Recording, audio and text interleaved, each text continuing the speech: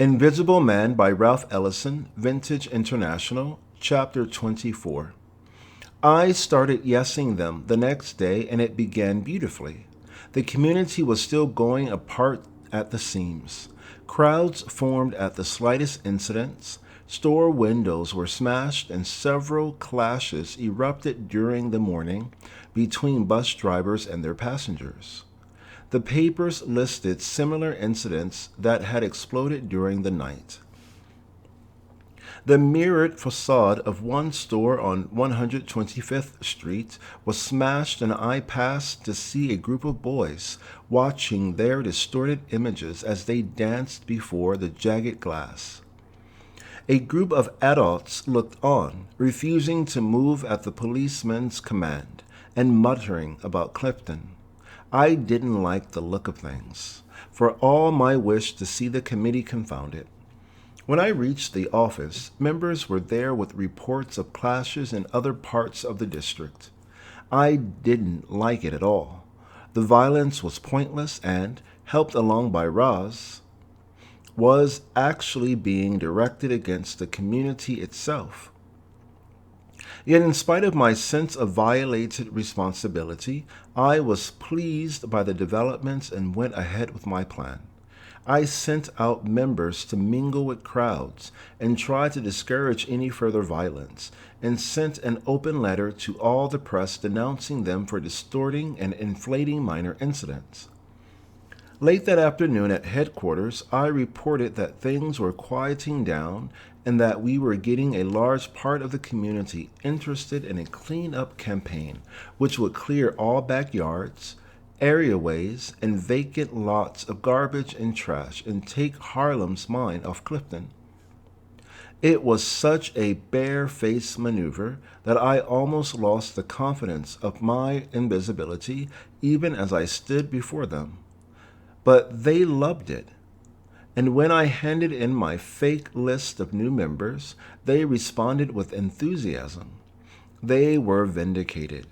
The program was correct. Events were progressing in their predetermined direction. History was on their side, and Harlem loved them. I sat there smiling inwardly as I listened to the remarks that followed.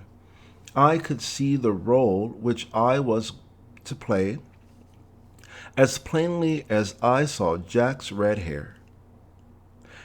Incidents of my past, both recognized and ignored, sprang together in my mind in an ironic leap of consciousness that was like looking around a corner. I was to be a justifier. My task would be to deny the unpredictable human element of all Harlem so that they could ignore it when it in any way interfered with their plans. I was to keep ever before them the picture of a bright, passive, good-humored, receptive mass ever willing to accept their every scheme.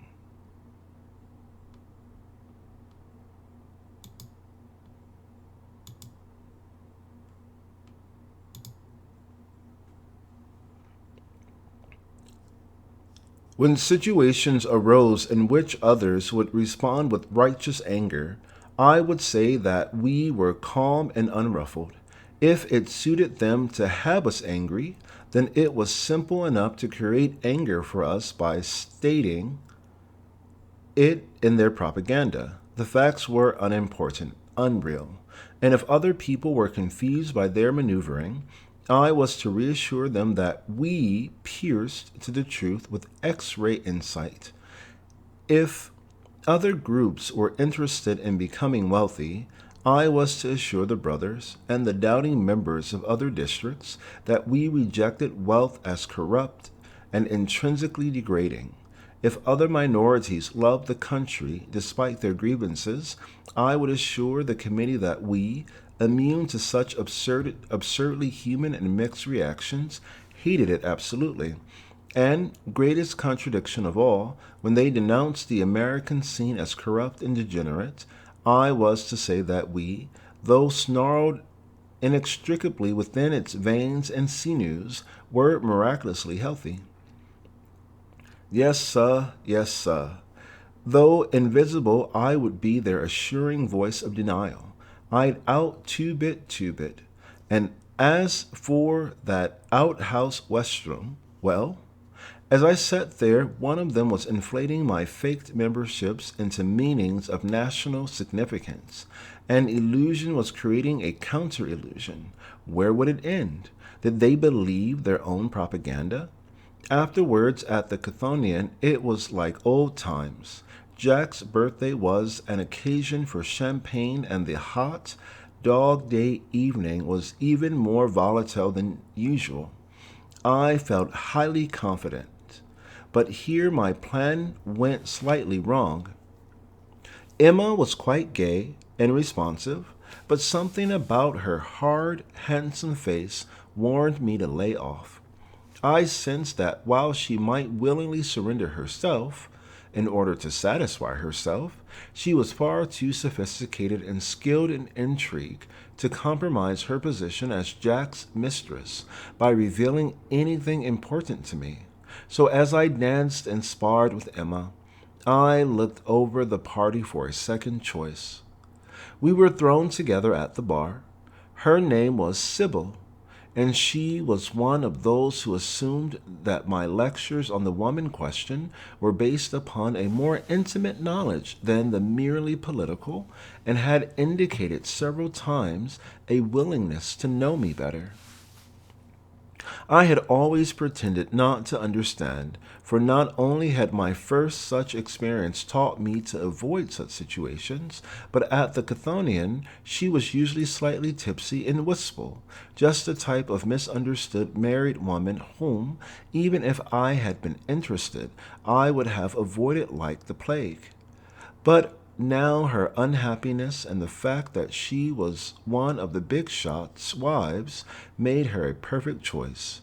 She was very lonely, and it went very smoothly. In the noisy birthday party, which was to be followed by a public celebration the next evening, we weren't noticed, and when she left fairly early in the evening, I saw her home. She felt neglected, and he was always busy. And when I left her, I had arranged a rendezvous at my apartment for the following evening.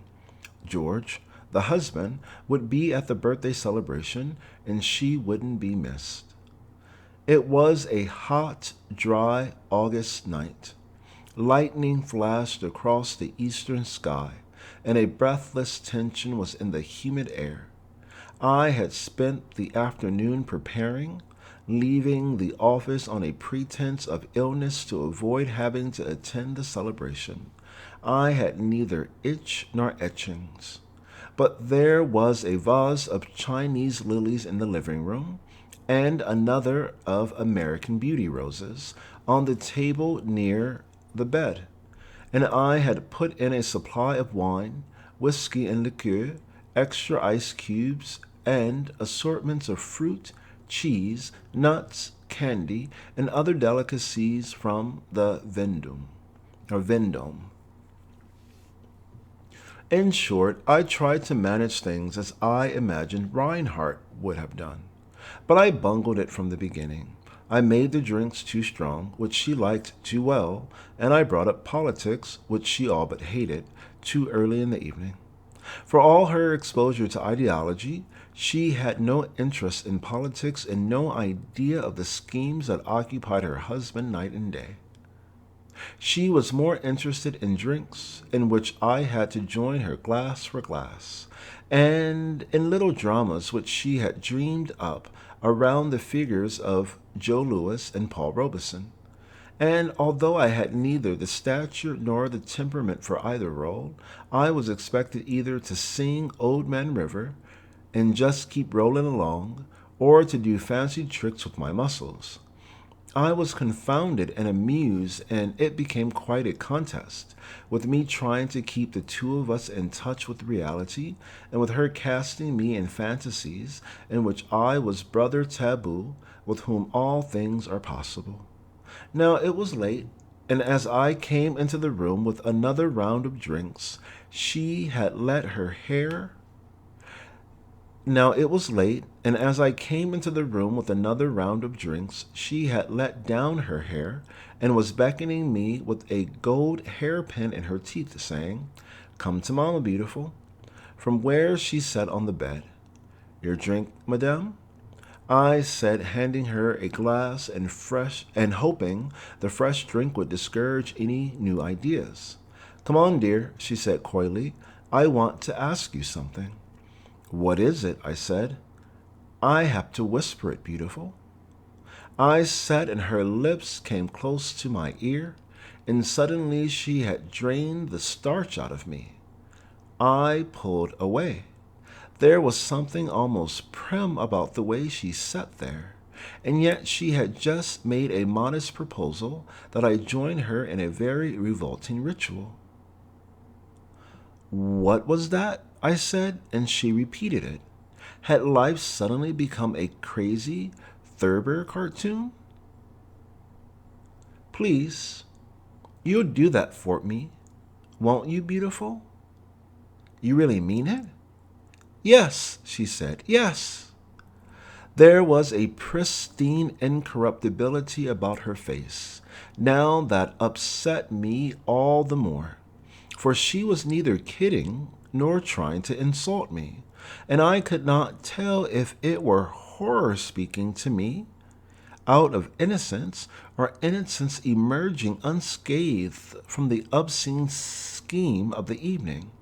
I only knew that the whole affair was a mistake. She had no information, and I decided to get her out of the apartment before I had to deal definitely with either the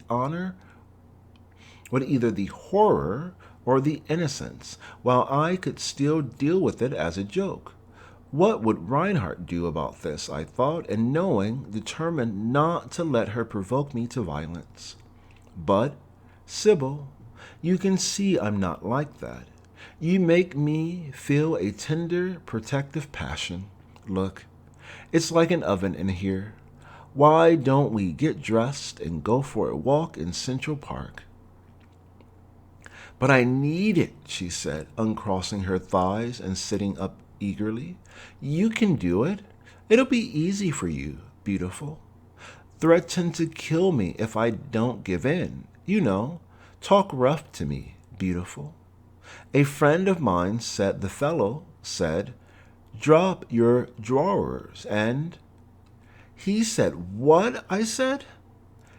"He really did," she said. I looked at her. She was blushing.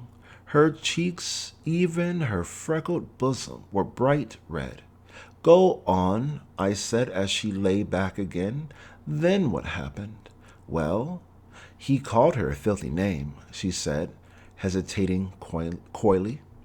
She was a leathery old girl with chestnut hair of fine, natural wave, which was now fanned out over the pillow. She was blushing quite deeply. Was this meant to excite me, or was it an unconscious expression of revulsion? "A really filthy name," she said. "Oh, he was a brute, huge with white teeth, what they call a buck. And he said, 'Bitch, drop your drawers.' And then he did it. She's such a lovely girl, too, really delicate with a complexion like strawberries and cream. You can't imagine anyone calling her a name like that." She sat up now, her elbows denting the pillow as she looked into my face. "But what happened? Did they catch him?" I said. "Oh, of course not, beautiful. She only told two of us girls. She couldn't afford to let her husband hear of it. Well, it's a long story." "It's terrible," I said. "Don't you think we should go? Isn't it, though?" She was in a state for months. Her expression flickered, became indeterminate. "What is it?" I said, afraid she might cry. "Oh, I was just wondering how she really felt. I really do." Suddenly, she looked at me mysteriously. "Can I trust you with a deep secret?" I sat up.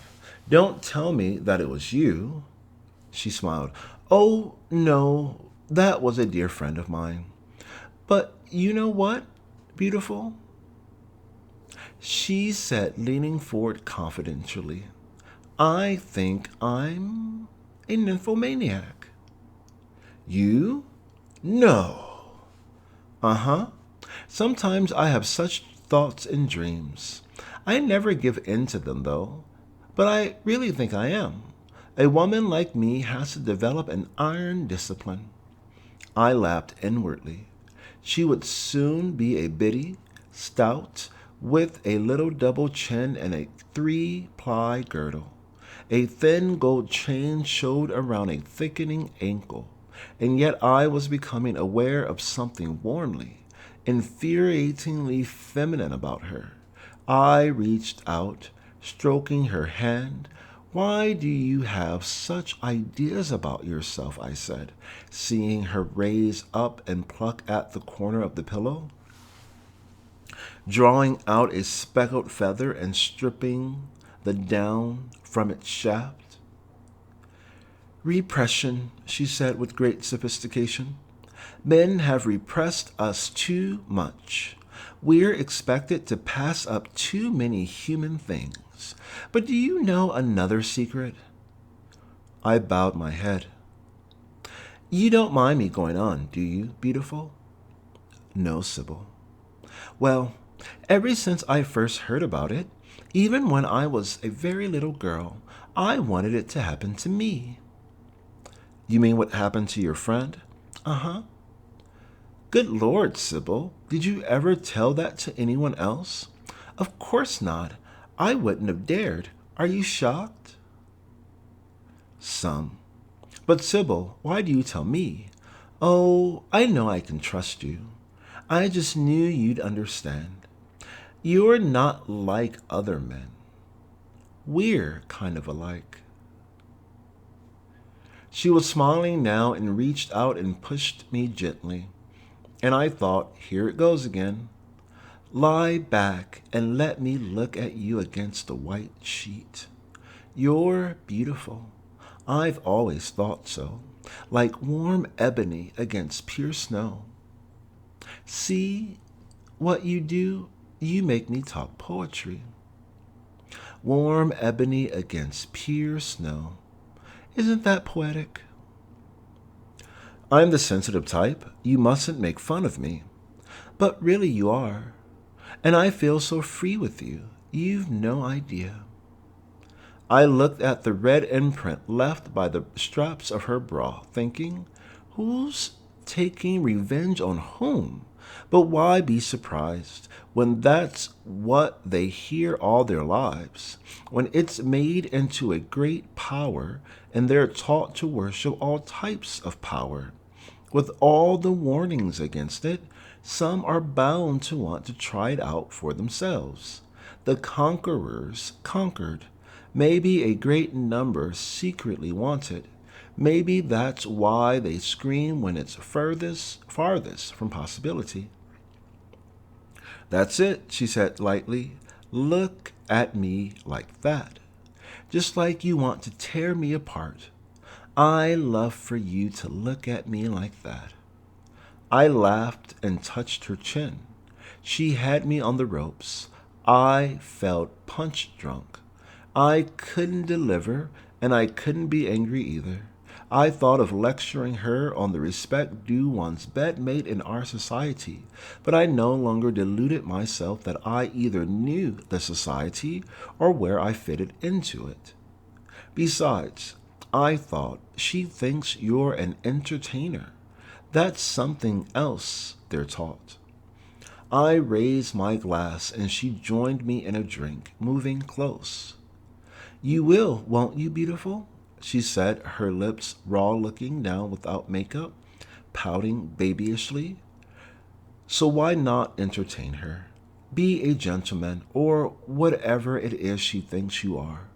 Why does she think you are? What does she think you are? A domesticated rapist? Obviously. An expert on the woman question? Maybe that's what you are. Housebroken, and with a convenient verbal push-button arrangement for the lady's pleasure. Well, so I had set this trap for myself. Take this, I said, shoving another glass into her hand. It'll be better after you've had a drink, more realistic. Oh, yes, that'll be wonderful. She took a drink and looked up thoughtfully. I get so tired of living the way I do, beautiful. Soon I'll be old and nothing will have happened to me. Do you know what that means? George talks a lot about women's rights, but what does he know about what a woman needs? Him with his 40 minutes of brag and 10 of bustle. Oh, you have no idea what you're doing for me. Nor you for me, Sybil dear, I said, filling the glass again. At last my drinks were beginning to work. She shook her long hair out over her shoulders and crossed her knees, watching me. Her head had begun to weave. Don't drink too much, beautiful, she said. It always takes the pep out of George. Don't worry, I said. I rapes real good when I'm drunk. She looked startled. Oh, then pour me another, she said, giving herself a bounce. She was as delighted as a child, holding out her glass eagerly. What's happening here, I said. A new birth of a nation? What'd you say, beautiful? Nothing. A bad joke. Forget it. That's what I like about you, beautiful. You haven't told me a single one of those vulgar jokes. Come on, beautiful, she said. Pour. I poured her another and another, like Ganymede for Zeus. In fact, I poured us both quite a few. I was far away. It wasn't happening to me or to her, and I felt a certain confused pity, which I didn't wish to feel. Then she looked at me, her eyes bright behind narrowed lids and raised up and struck me where it hurt. Come on, beat me, Daddy, you big black bruiser. What's taking you so long? She said. Hurry up, knock me down. Don't you want me? I was annoyed enough to slap her. She lay aggressively receptive, flushed, her navel no goblet but a pit in an earthquaking land, flexing taut and expansive.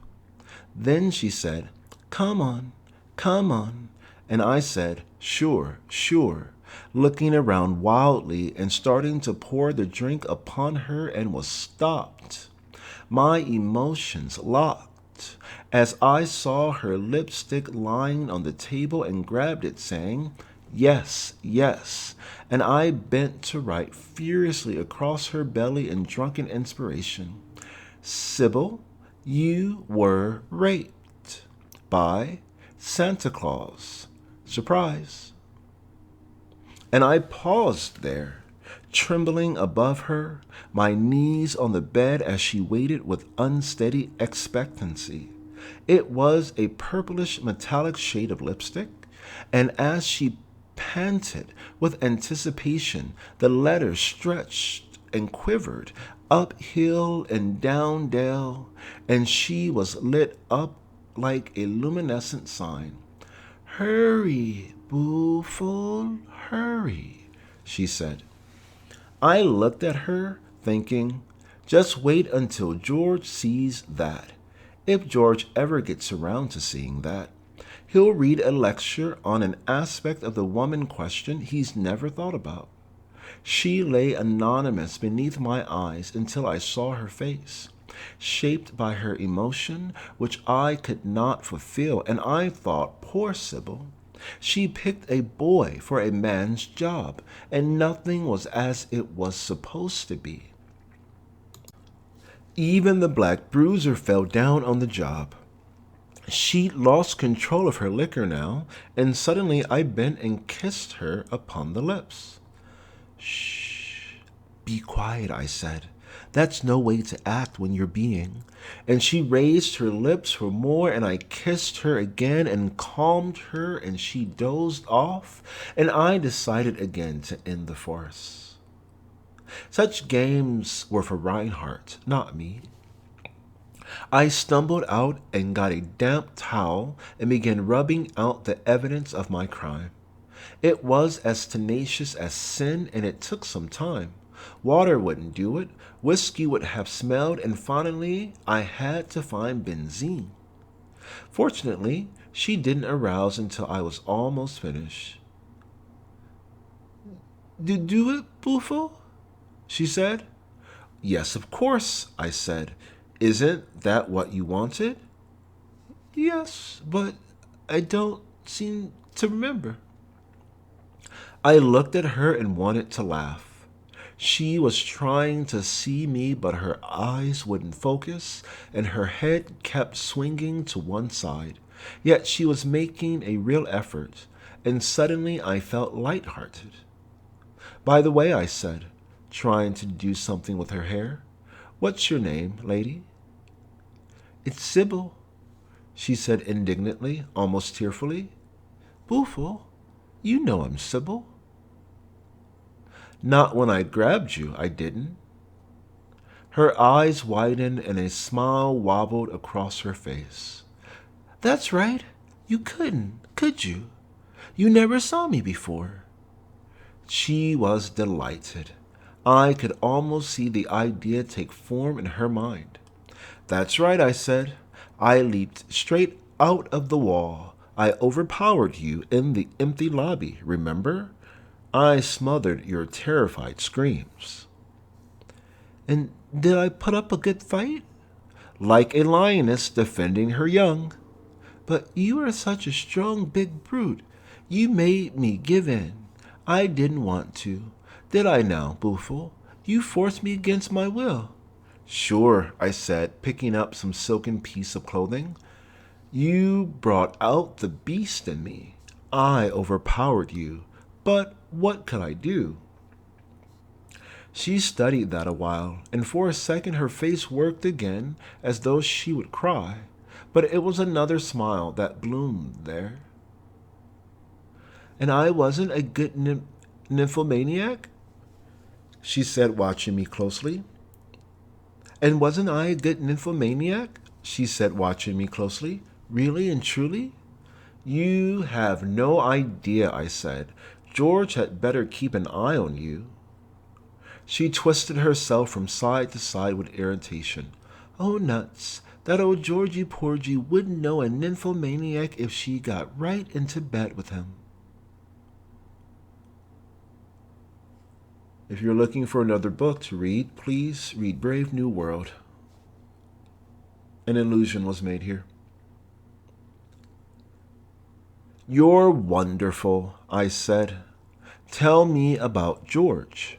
Tell me about the great mastermind of social change. She steadied her gaze, frowning. Who, Georgie? She said, looking at me out of one blurry eye. Georgie's blind, some mole in a hole, and doesn't know a thing about it. Did you ever hear of such a thing? 15 years? Say, what are you laughing at, Bufo? Me, I said, beginning to roar. Just me. I've never seen anyone laugh like you, Bufo. It's wonderful. I was slipping her dress over her head now, and her voice came muffled through the shantung cloth. Then I had it down around her hips, and her flushed face wavered through the collar, her hair down in disorder again. Bufo, she said, blowing the word, will you do it again sometimes? I stepped away and looked at her. What? Please, pretty Bufo, please, she said with a wobbly smile. I began to laugh. Sure, I said, sure. When, Bufo, when? Any time, I said. How about every Thursday at 9? Ooh, Bufo, she said, giving me an old-fashioned hug. I've never seen anyone like you. Are you sure? I said. Really, I haven't. Bufo. Honor bright. Believe me. Sure. It's good to be seen. But we've got to go now, I said, seeing her about to sag to bed. She pouted. I need a little nightcap, Bufo, she said. You've had enough, I said. Bufo, just one. Okay, just one. We had another drink, and I looked at her and felt the pity and self-disgust returning and was depressed. She looked at me gravely, her head to one side. Bufo, she said, you know what little Sybil thinks? She thinks you're trying to get rid of her. I looked at her out of a deep emptiness and refilled her glass and mine. What had I done to her, allowed her to do? Had all of it filtered down to me? My action? The painful word formed as disconnectedly as her wobbly smile? My responsibility? All of it? I'm invisible. Here, I said. Drink. You too, Bufo, she said. Yes, I said. She moved into my arms. I must have dozed. There came the tinkling of ice in a glass, the shrill of bells. I felt profoundly sad, as though winter had fallen during the hour. She lay, her chestnut hair let down, watching through heavy-lidded, blue, eye-shadowed eyes. From far away a new sound arose. Don't answer, Bufo, she said, her voice coming through suddenly, out of time with the working of her mouth. What? I said. Don't answer. Let her ring, she said, reaching her red-nailed fingers forth. I took it from her hands, understanding now. Don't, Bufo, she said. It rang again in my hand now, and for no reason at all, the words of a childhood prayer spilled through my mind like swift water. Then, hello, I said. It was a frantic, unrecognizable voice from the district. Brother, you better get up here right away, it said. I'm ill, I said. What's wrong? There's trouble, brother, and you're the only one who can... What kind of trouble? Bad trouble, brother. They're trying to... Then the harsh sound of breaking glass, distant, brittle, and fine, followed by a crash, and the line went dead.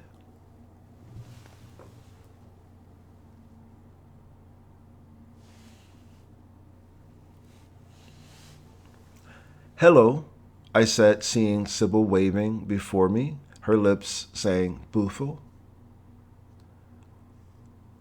I tried to dial now, hearing the busy signal throbbing back at me. Amen. Amen. Amen. Ah, man. And I sat there a while. Was it a trick? Did they know she was with me? I put it down. Her eyes were looking at me out of their blue shadow. Boo. And now I stood and pulled her arm. Let's go, Sybil. They need me uptown. Realizing only then that I would go. No, she said, but yes, come. She fell back upon the bed, defying me.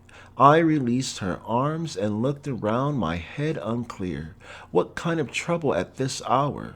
Why should I go? She watched me, her eyes brightly awash in blue shadow. My heart felt low and deeply sad. Come back, Bufo, she said. No, let's get some air, I said. And now, avoiding the red, oily nails, I gripped her wrists and pulled her up toward the door. We tottered, her lips bruising mine as we tottered, her lips brushing mine as we wavered there. She clung to me, and for an instant, I to her with a feeling immeasurably sad. Then she hiccuped, and I looked vacantly back into the room. The light caught in the amber liquid of our glasses. Bufo, she said, life could be so different. But it never is, I said. She said, Bufo. The fan word And in a corner, my briefcase covered with specks of dust like memories, the night of the battle royale. I felt her breathing hot against me and pushed her gently away, steadying her against the door frame, then went over as impulsively as the remembered prayer and got the briefcase, brushing the dust against my leg and feeling the unexpected weight as I hugged it beneath my arm. Something clinked inside. She watched me steal, her eyes alight as I took her arm. "How are you doing, Sib?" I said. "Don't go, Booful," she said. "Let Georgie do it. No speeches tonight." "Come on," I said, taking her arm quite firmly, pulling her along as she sighed, her wistful face turned toward me. We went down smoothly into the street. My head was still badly fuzzed from the drink, and when I looked down the huge emptiness of the dark, I felt like tears. What was happening uptown? Why should I worry over bureaucrats, blind men? I am invisible. I stared down the quiet street, feeling her stumbling beside me, humming a little tune, something fresh, naive, and carefree. Sybil, my too late, too early love. Ah, my throat throbbed. The heat of the street clung close. I looked for a taxi, but none was passing. She hummed beside me, her perfume unreal in the night. We moved into the next block and still no taxis. Her high heels unsteadily scrunched the walk. I stopped her. "Poor Booful," she said. "Don't know his name." I turned as though struck. "What?" "Anonymous brute and Booful's buck," she said, her mouth a bleary smile. I looked at her, skittering about on high heels, scrunch, scrunch on the walk. "Sybil," I said, more to myself than to her, "where will it end?" Something told me to go. "Ah," she laughed, "in bed." "Don't go up, Booful. Sybil tuck you in." I shook my head. The stars were there, high, high revolving. Then I closed my eyes and they sailed red behind my lids. Then, somewhat steadied, I took her arm. "Look, Sybil," I said, "stand here a minute while I go over to Fifth for a taxi. Stand right here, dear, and hold on." We tottered before an ancient-looking building, its windows dark. Huge Greek medallions showed in spots of light upon its facade. Above, a dark libertine pattern in the stone, and I propped her against the stoop with its carved stone monster.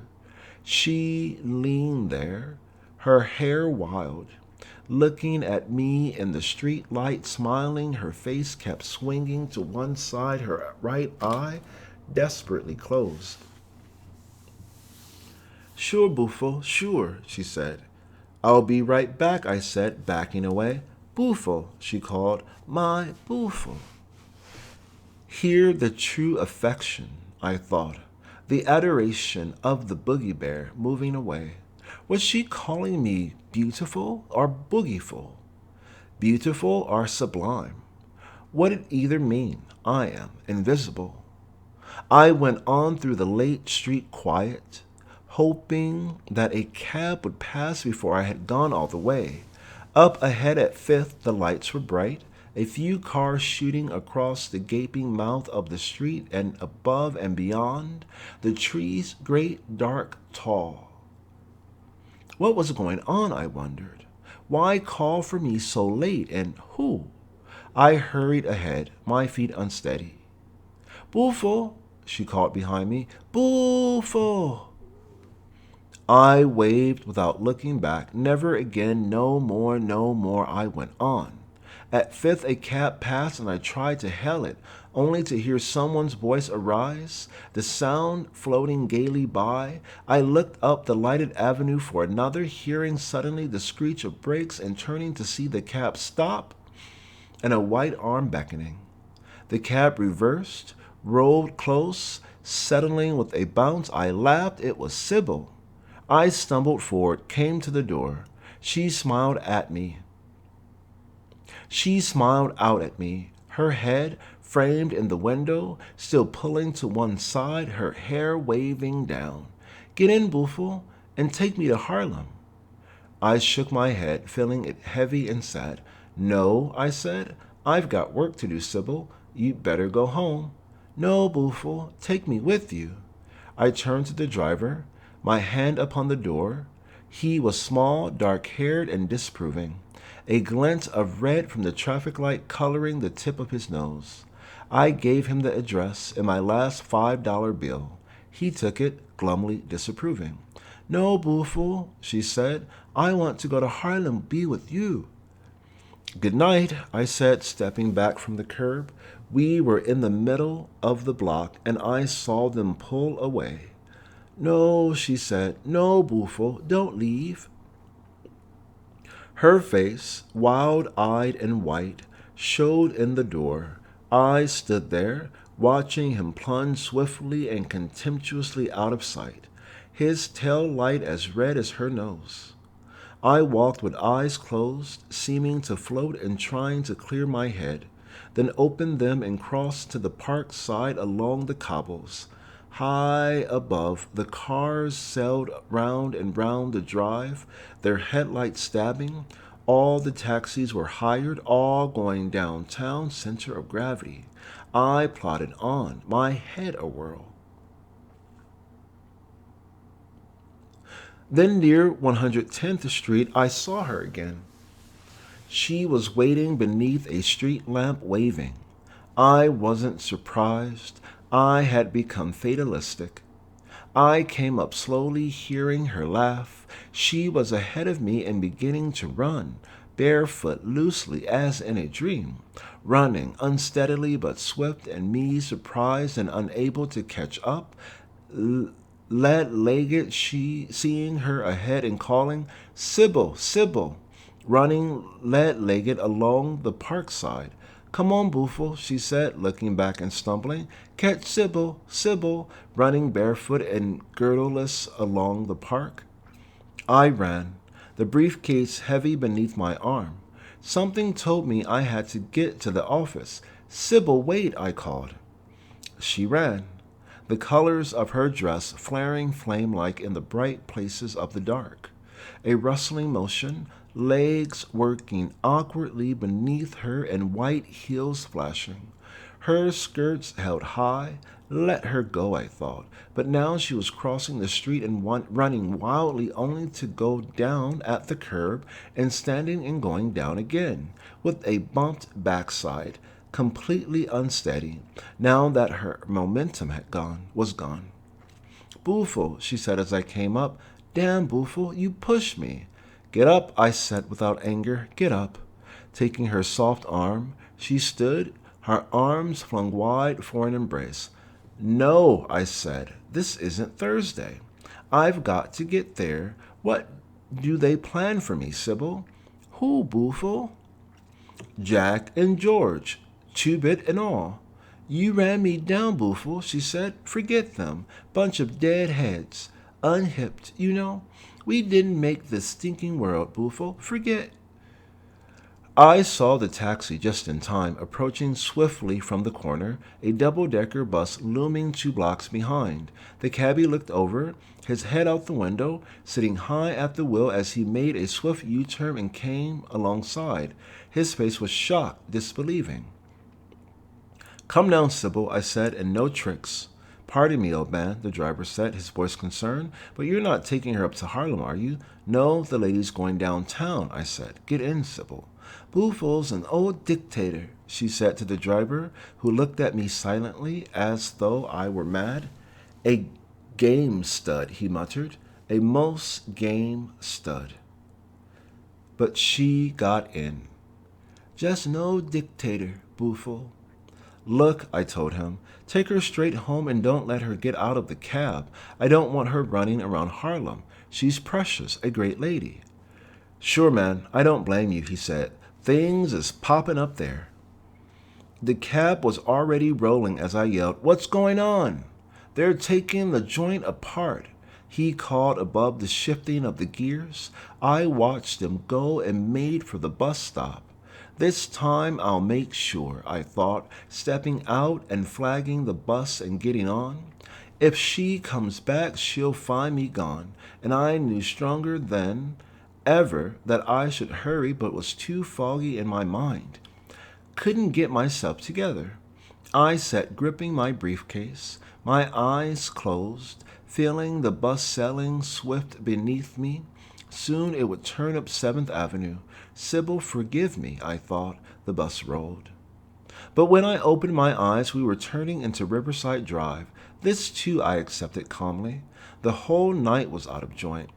I'd had too many drinks. Time ran fluid, invisible, sad. Looking out, I could see a ship moving upstream, its running lights bright points in the night. The cool sea smell came through to me, constant and thick in the swiftly unfolding blur of anchored boats, dark water and lights pouring past. Across the river was Jersey, and I remembered my entry into Harlem. Long past, I thought, long past. It was as if drowned in the river.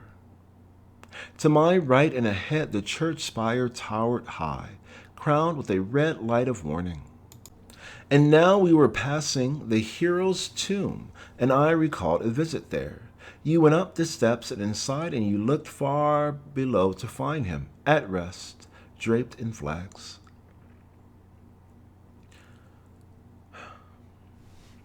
125th Street came quickly. I stumbled off, hearing the bus pull away as I faced the water. There was a light breeze, but now with the motion gone, the heat returned clinging.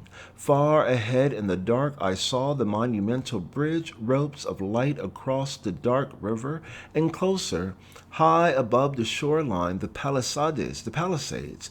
Their revolutionary agony lost in the riotous lights of roller coasters. The time is now, the sign across the river began, but with history stumping upon me with hobnailed boots, I thought with a laugh, why worry about time?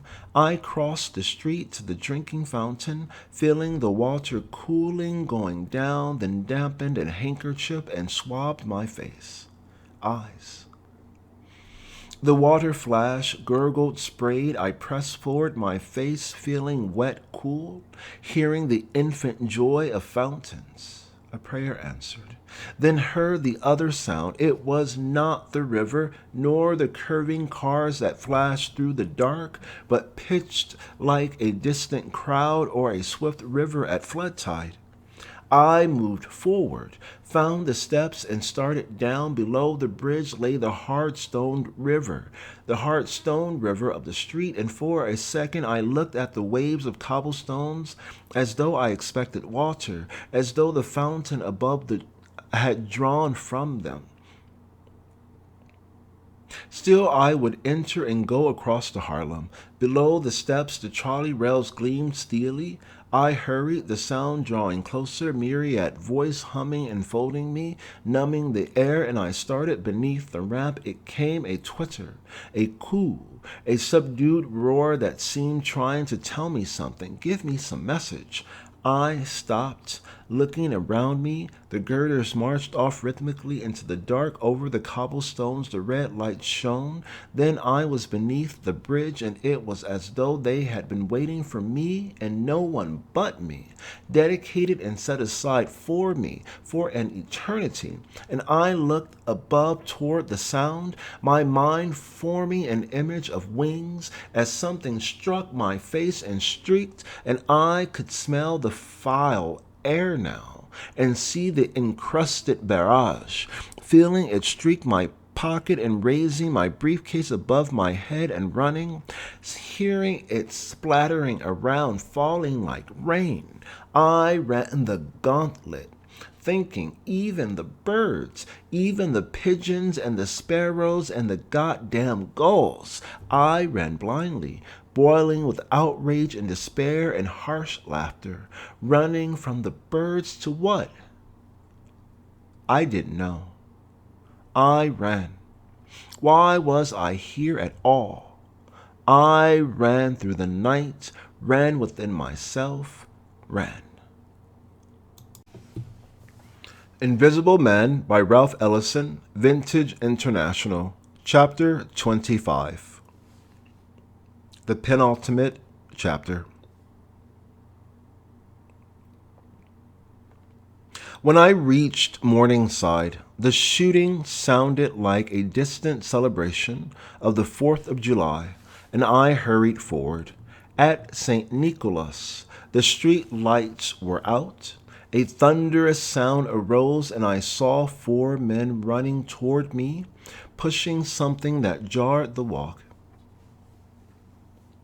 It was a safe. "Say," I began, "get the hell out the way." I leaped aside into the street, and there was a sudden and brilliant suspension of time, like the interval between the last axe stroke and the felling of a tall tree, in which there had been a loud noise followed by a loud silence. Then I was aware of figures crouching in doorways and along the curb. Then time burst, and I was down in the streets, conscious but unable to rise, struggling against the street and seeing the flashes as the guns went off back at the corner of the avenue, aware to my left of the men still speeding the rumbling safe along the walk as back up the street. Behind me, 2 policemen, almost invisible in black shirts, thrusting flaming pistols before them. One of the safe rollers pitched forward, and further away, past the corner, a bullet struck an auto tire, the released air shrieking like a huge animal in agony. I rolled, flopping around, willing myself to crawl closer to the curb but unable, feeling a sudden wet warmth upon my face and seeing the safe shooting wildly into the intersection and the men rounding the corner into the dark, pounding, gone now, as the skittering safe bounded off at a tangent, shot into the intersection and lodged in the 3rd rail and went up a curtain of sparks that lit up the block like a blue dream. A dream I was dreaming, and through which I could see the cops braced as on a target range, feet forward, free arms akimbo, firing with deliberate aim. "Get hold of emergency," one of them called, and I saw them turn and disappear where the dull glint of trolley rails faded off into the dark. Suddenly, the block leaped alive. Men who seemed to rise up out of the sidewalks were rushing into the store fronts above me, their voices rising excitedly, and now the blood was in my face and I could move, getting to my knees as someone out of the crowd was helping me to stand. "You hurt, Daddy?" "Some. I don't know. I couldn't quite see them. Damn. He's got a hole in his head," a voice said. A light flashed in my face, came close. I felt a large hand upon my skull and moved away. "Hell, it's just a nick," a voice said. "One, them 45s hit your little finger and you got to go down." "Well, this one over here is gone down for the last time," someone called from the walk. "They got him clean." I wiped my face, my head ringing. Something was missing. "Here, buddy, this yours?" It was my briefcase, extended to me by its handles.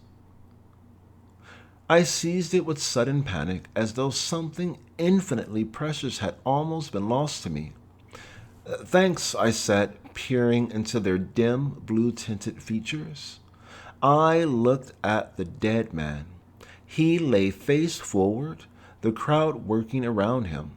I realized suddenly that it might have been me huddled there, feeling too that I had seen him there before, in the bright light of noon, long ago. How long? Knew his name, I thought. And suddenly my knees flowed forward. I sat there, my fist that gripped the briefcase bruising against the street, my head slumped forward. They were going around me. Get off my foot, man, I heard. Quit shoving. There's plenty for everybody. There was something I had to do, and I knew that my forgetfulness wasn't real, as one knows that the forgotten details of certain dreams are not truly forgotten but evaded. I knew. And in my mind, I was trying to reach through the gray veil that now seemed to hang behind my eyes, as opaquely as the blue curtain that screened the street beyond the safe. The dizziness left, and I managed to stand holding onto my briefcase, pressing a handkerchief to my head. Up the street there sounded the crashing of huge sheets of glass, and through the blue mysteriousness of the dark, the walks shimmered like shattered mirrors. All the street's signs were dead. All the day sounds had lost their stable meaning. Somewhere a burglar alarm went off, a meaningless, blangy sound, followed by the joyful shouts of looters. Come on, someone called nearby. Let's go, buddy, the man who had helped me said. He took my arm, a thin man who carried a large cloth bag slung over his shoulder. The shape you in wouldn't do to leave you round here, he said. You act like you drunk. Go where? I said. Where? Hell, man, everywhere. We get to moving. No telling where we might go. Hey, Dupree, he called. Say, man, goddamn, don't be calling my name so loud. A voice answered. Here, I am over here, getting me some work shirts. Get some for me, do, he said. All right, but don't think I'm your papa, the answer came. I looked at the thin man, feeling a surge of friendship. He didn't know me. His help was disinterested. Hey, do, he called. We gon' do it? Hell yes, as soon as I get me these shirts. The crowd was working in and out of the stores like ants around spilled sugar. From time to time, there came the crash of glass, shots, fire trucks in distant streets. How you feel, the man said, still fuzzy. I said in weak. Let's see if it stopped bleeding. Yeah, you'll be all right. I saw him vaguely, though his voice came clear. Sure, I said. Man, you lucky you ain't dead. These sons of bitches is really shooting now. He said over on Linux they was aiming up in the air. If I could find me a rifle, I'd show 'em. Here, take you a drink of this good scotch, he said, taking a quart bottle from a hip pocket. I got me a whole case stash what I got from a liquor store over there. Over there, all you got to do is breathe and you drunk, man. Drunk. 100 proof bonded whiskey flowing all in the gutters. I took a drink, shuddering as the whiskey went down, but thankful for the shock it gave me. There was a bursting, tearing movement of people around me, dark figures in a blue glow. Look at them. Take it away, he said, looking into the dark action of the crowd. Me, I'm tired. Was you over on Linux? No, I said, seeing a woman moving slowly past with a row of about a dozen dressed chickens suspended by their necks from the handle of a new straw broom. Hell, you ought to see it, man. Everything is tore up. But now the women's is picking it clean. I saw one old woman with a whole side of cow on her back. Man, she was about bent bow-legged trying to make it home. Here come Dupree now, he said, breaking off. I saw a little hard man come out of the crowd carrying several boxes. He wore 3 hats upon his head, and several pairs of suspenders flopped about his shoulders. And now, as he came toward us, I saw that he wore a pair of gleaming new rubber hip boots. His pockets bulged, and over his shoulder he carried a cloth sack that swung heavily behind him. Damn, Dupree, my friend said, pointing to his head. You got one of them for me? What kind is they? Dupree stopped and looked at him. With all them hats in there, and I'm going to come out with anything but a dubs? Man, are you mad? All them new pretty colored dubs. Come on, let's get going before the cops get back. Damn, look at that thing blaze. I looked toward the curtains of blue fire, through what vague figures toiled. I looked toward the curtain of blue fire, through which vague figures toiled. Dupree called out, and several men left the crowd and joined us in the street. We moved off. My friend, Schofield, the others called him, leading me along. My head throbbed, still bled. Look like you got some loot too, he said, pointing to my briefcase. Not much, I said, thinking. Loot? Loot? And suddenly, I knew why it was heavy, remembering Mary's broken bank and the coins, and now I found myself opening the briefcase and dropping all my papers, my Brotherhood identification, the anonymous letter, along with Clifton's doll, into it. Fill it up, man. Don't you be bashful. You wait till we tackle one of these pawn shops. That dude's got him a cotton-picking sack full of stuff. He could go into business. Well, I'll be damned, a man on the other side of me said. I thought that was a cotton sack. Where'd he get that thing? He brought it with him when he came north. He brought it with him when he come north, Schofield said. Dude swears that when he goes back, he'll have it full of $10 bills. Hell, after tonight, he'll need him a warehouse for all the stuff he's got. You filled that briefcase, buddy? Get yourself something? No, I said. I've enough in it already. And now I remembered very clearly where I'd started out for, but could not leave them. Maybe you're right, Schofield said. How I know? You might have it full of diamonds or something. A man oughtn't be greedy. Though it's times something like this happened. Maybe you're right, Schofield said. How I know? You might have it full of diamonds or something. A man oughtn't to be greedy. Though it's time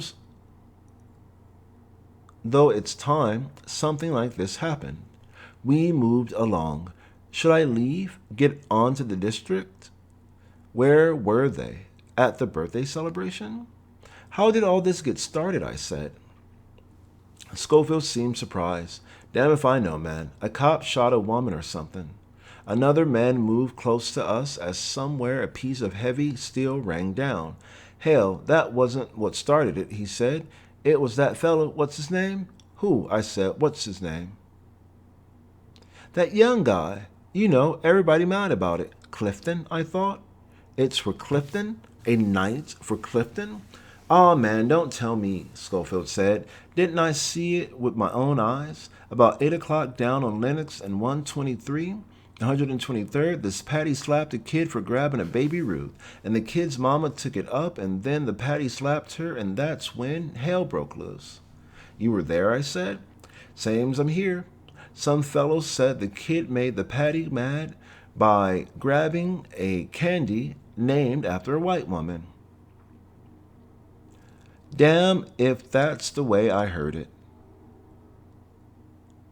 Another man said, when I come up, they said a white woman set it off by trying to take a black gal's man. Damn, who started it, Dupree said. All I want is for it to last a while. It was a white gal, all right, but that wasn't the way it was. She was drunk, another voice said. But it couldn't have been Sybil, I thought. It had already started. You want to know who started it? A man holding a pair of binoculars called from the window of a pawn shop. You want really know? You want really to know? Sure, I said. Well, you don't need to go no further. It was started by the great leader, Raz the Destroyer. That monkey chaser, someone said. Listen, bastard. Don't nobody know how it started, Dupree said. Somebody has to know. Schofield held his whiskey toward me. I refused it. Hell, man, it just exploded. These is dog days, he said. Dog days? Sure, this hot weather. I tell you, they mad over what happened to that young fellow. What's his name? We were passing a building now, and I heard a voice calling frantically, Colored store, colored store. Then put up a sign, Mother Fowler, a voice said. You probably rotten as the others. Listen at the bastard. For one time in his life, he's glad to be colored, Schofield said. Colored store, the voice went on automatically. Hey, you sure you ain't got some white blood? No, sir, the voice said. Should I bust the man? For what? He ain't got a damn thing. Let the Mother Fowler alone. A few doors away, we came to a hardware store. This is the first stop, men, Dupree said.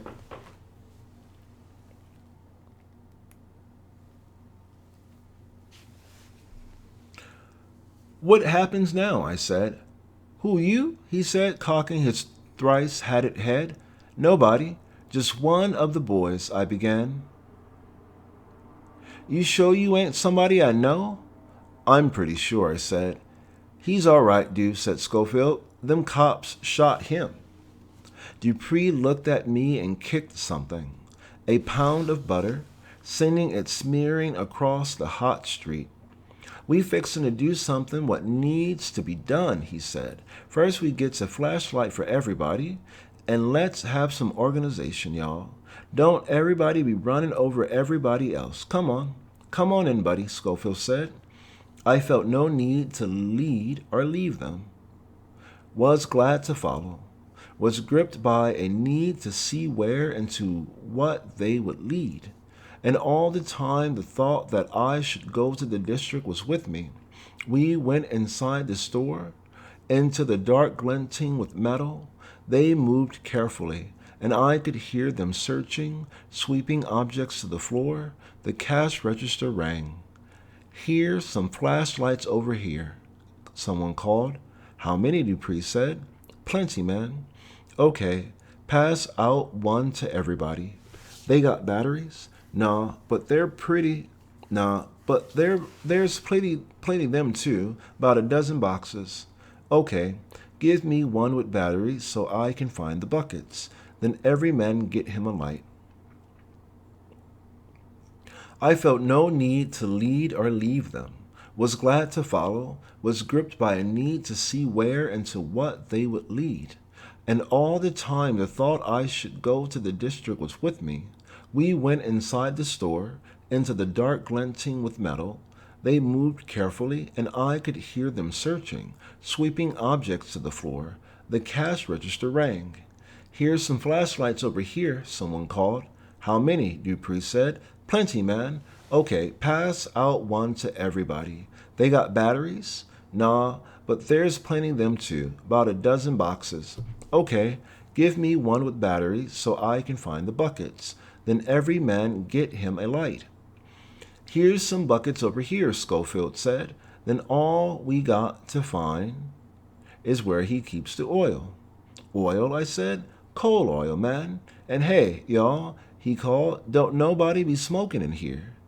I stood beside Schofield, listening to the noise as he took a stack of zinc buckets and passed them out. Now the store leaped alive with flashing lights and flickering shadows. Keep them lights down on the floor, Dupree called. No use letting folks see who we are. Now when you get your buckets, line up and let me fill 'em. Listen to old dude lay it down. He's a bitch, ain't he, buddy?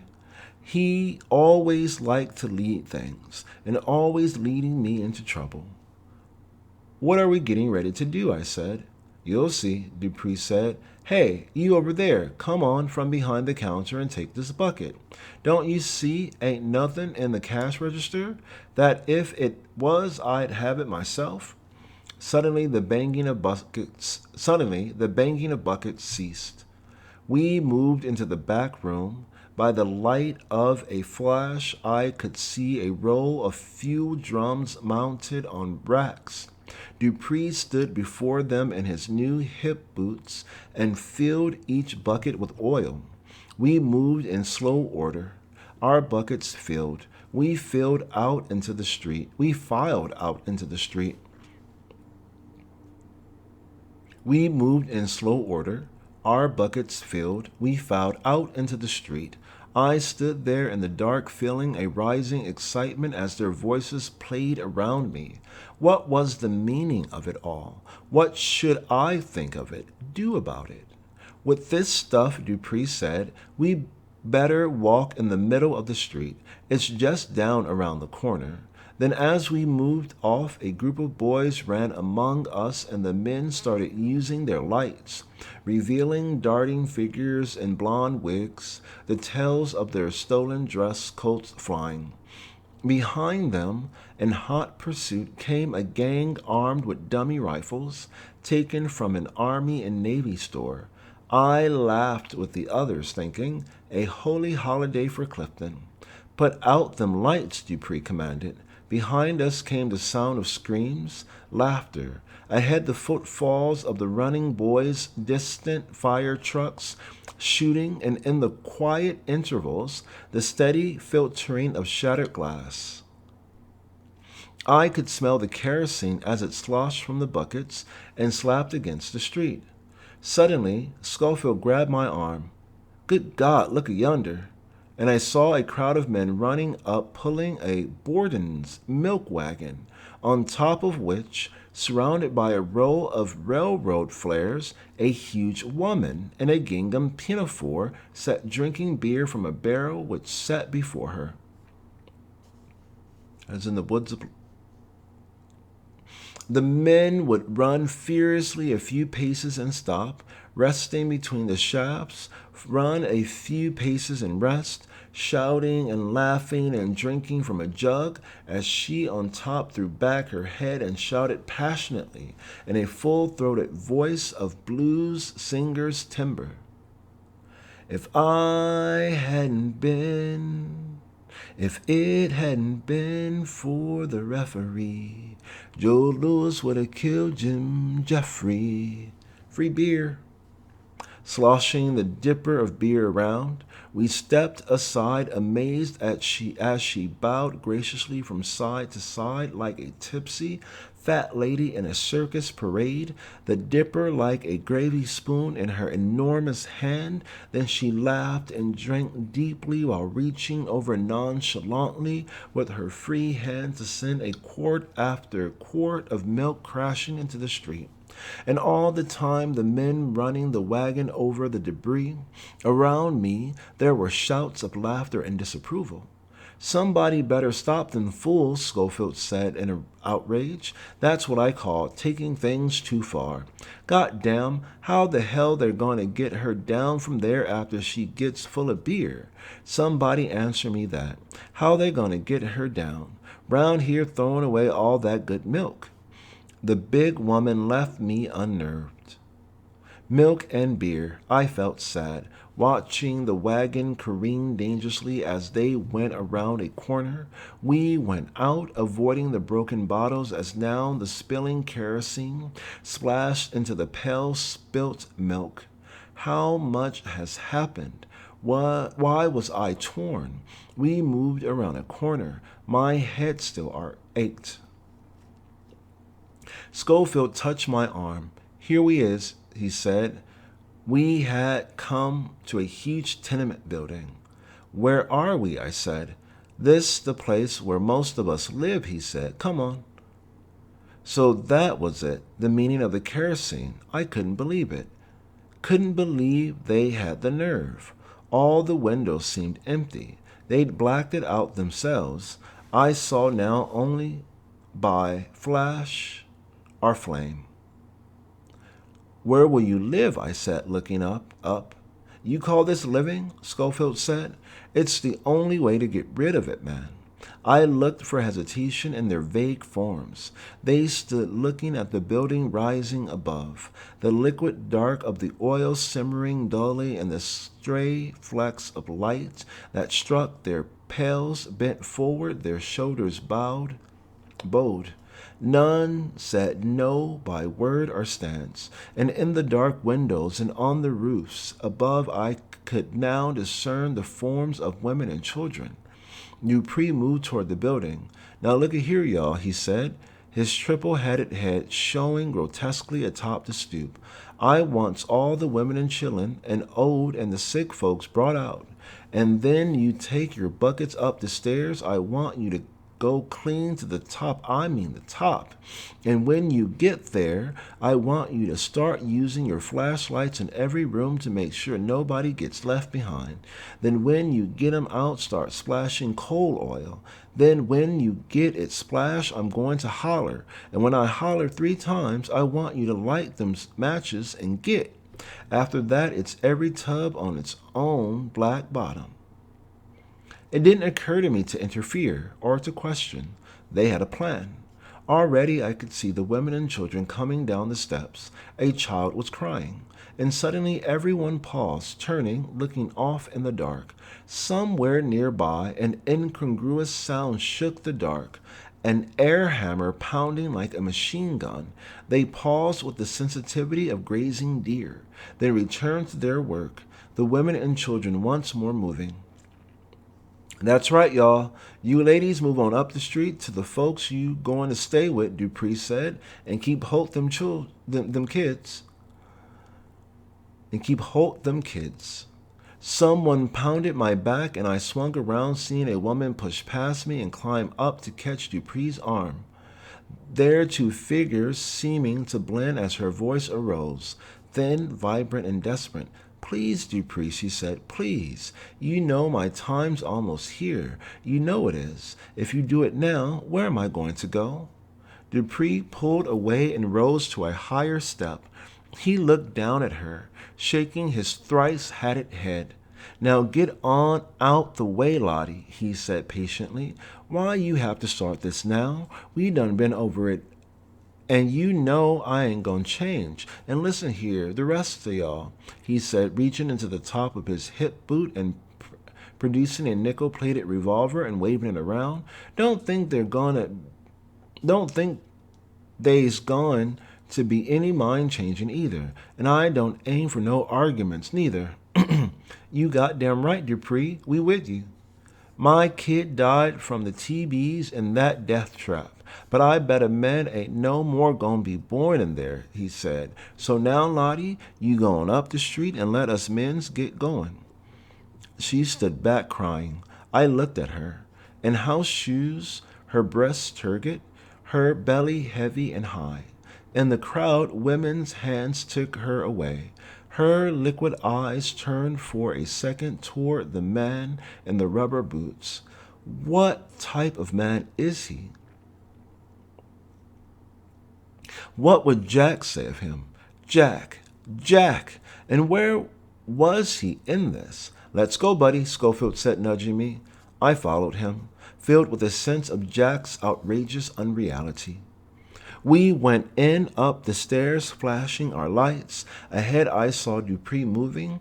He was a type of man nothing in my life had taught me to see, to understand or respect, a man outside the scheme till now. We entered rooms littered with signs of swift emptying. It was hot, close. This here's my own apartment, Schofield said, and ain't the bed bugs going to get a surprise. We slopped the kerosene about upon an old mattress along the floor, then moved into the hall using the flashlights. From all through the building came the sounds of footsteps, of splashing oil, the occasional prayerful protest of some old one being forced to leave. The men worked in silence now, like moles deep in the earth. Time seemed to hold. No one laughed. Then from below came Dupree's voice. Okay, mens, we got everybody out. Now, starting with the top floor, I want you to start striking matches. Be careful and don't set yourself on fire. There was still some kerosene left in Schofield's bucket, and I saw him pick up a rag and drop it in. Then came the sputtering of a match, and I saw the room leap to flame. The heat flared up, and I backed away. He stood there silhouetted against the red flare, looking into the flames, shouting, God damn you rotten sons of bitches. You didn't think I'd do it, but there it is. You wouldn't fix it up. Now see how you like it. Let's go, I said. Below us, men shot downstairs 5 and 6 steps at a time, moving in the weird light of flash and flame and long dream bonds. On each floor as I passed, smoke and flame arose, and now I was seized with a fierce sense of exaltation. They've done it, I thought. They organized it and carried it through alone. And the decision their own and their own action, capable of their own action. There came a thunder of footfalls above me, someone calling, Keep going, man, it's hell upstairs. Somebody done opened the door to the roof and them flames is leaping. Come on, Schofield said. I moved, feeling something slip, and was halfway down the next flight before realizing my briefcase was gone. For a second I hesitated, but I'd had it too long to leave it now. Come on, buddy, Schofield called. We can't be fooling around. In a second, I said. Men were shooting past. I bent over, holding on to the handrail, and shouldered my way back up the stairs, using my flash along each step. Back slowly, finding it, an oily footstep embedded with crushed pieces of plaster showing upon its leather side, getting it now and turning to bound down again. The oil won't come off easily, I thought with a pang. But this was it. What I had known was coming around the dark corner of my mind, had known and tried to tell the committee, in which they had ignored. I plunged down, shaking with fierce excitement. At the landing, I saw a bucket full of kerosene and seized it, flinging it impulsively into a burning room. A huge puff of smoke, fringed flame, filled the doorway, licking outward toward me. I ran, choking and coughing as I plunged. They did it themselves, I thought, holding my breath. Planned it, organized it, applied the flame. I burst into the air and the exploding sounds of the night. And I did not know if the voice was that of a man, woman, or child, but for a moment I stood on the stoop with the red doorway behind me and heard the voice call me by my brotherhood name. It was as though I had been aroused from sleep, and for an instant I stood there looking, listening to the voice, almost lost in the clamor of shouts, screams, burglar alarms, and sirens. Brother, ain't it wonderful? It called. You said you would lead us. You really said it. I went down into the street, going slowly but filled with a feverish inner need to be away from that voice. Where had Schofield gone? Most of their eyes, white in the flame-flushed dark, looked toward the building. But now I heard someone say, Woman, who you say that is? And she proudly repeated my name. Where he go? Get him, man. Roz wanted him. I went into the crowd, walking slowly, smoothly into the dark crowd, the whole surface of my skin alert, my back chilled, looking, listening to those moving with a heaving and sweating and a burr of talk around me, and aware that now that I wanted to see them, needed to see them, I could not. Feeling them a dark mass in motion on a dark night, a black river ripping through a black land, and Roz or Tarp could move beside me and I wouldn't know. I was one with the mass, moving down the littered street over the puddles of oil and milk, my personality blasted. Then I was in the next block, dodging in and out, hearing them somewhere in the crowd behind me, moving on through the sound of sirens and burglar alarms to be swept into a swifter crowd and pushed along, half running, half walking, trying to see behind me and wondering where the others had gone. There was shooting back there now, and on either side of me they were throwing garbage cans, bricks, and pieces of metal into plate glass windows. I moved, feeling as though a huge force was on the point of bursting. Shouldering my way to the side, I stood in a doorway and watched them move, feeling a certain vindication as now I thought of the message that had brought me here. Who had called? One of the district members or someone from Jack's birthday celebration? Who wanted me at the district after it was too late? Very well, I'd go there now. I'd see what the masterminds thought now. Where were they anyway, and what profound conclusions they were drawing? What ex post facto lessons of history? And that crash over the telephone, had that been the beginning, or had Jack suddenly dropped his eye? I laughed drunkenly, the eruption paining my head. Suddenly the shooting ceased, and in the silence there was a sound of voices, footfalls, labor. "Hey, buddy," somebody said beside me. "Where you going?" It was Schofield. "It's either run or get knocked down," I said. "I thought you were still back there." I cut out, man. A building 2 doors away started to burn, and they had to get the fire department. Damn, wasn't for this noise, I'd swear those bullets was mosquitoes. "Watch out," I warned, pulling him away from where a man lay propped against a post, tightening a tourniquet around his gashed arm. Schofield flashed his light, and for a second I saw the black man, his face gray with shock, watching the jetting pulsing of his blood spurting into the street. Then, compelled, I reached down and twisted the tourniquet, feeling the warm blood upon my hand, seeing the pulse cease. "You done stopped it," a young man said, looking down. "Here," I said, You take it, hold it tight. Get him to a doctor." "Ain't you a doctor?" "Me?" I said. "Me? Are you crazy? If you want him to live, get him away from here." "Albert done gone for one," the boy said, "but I thought you was one.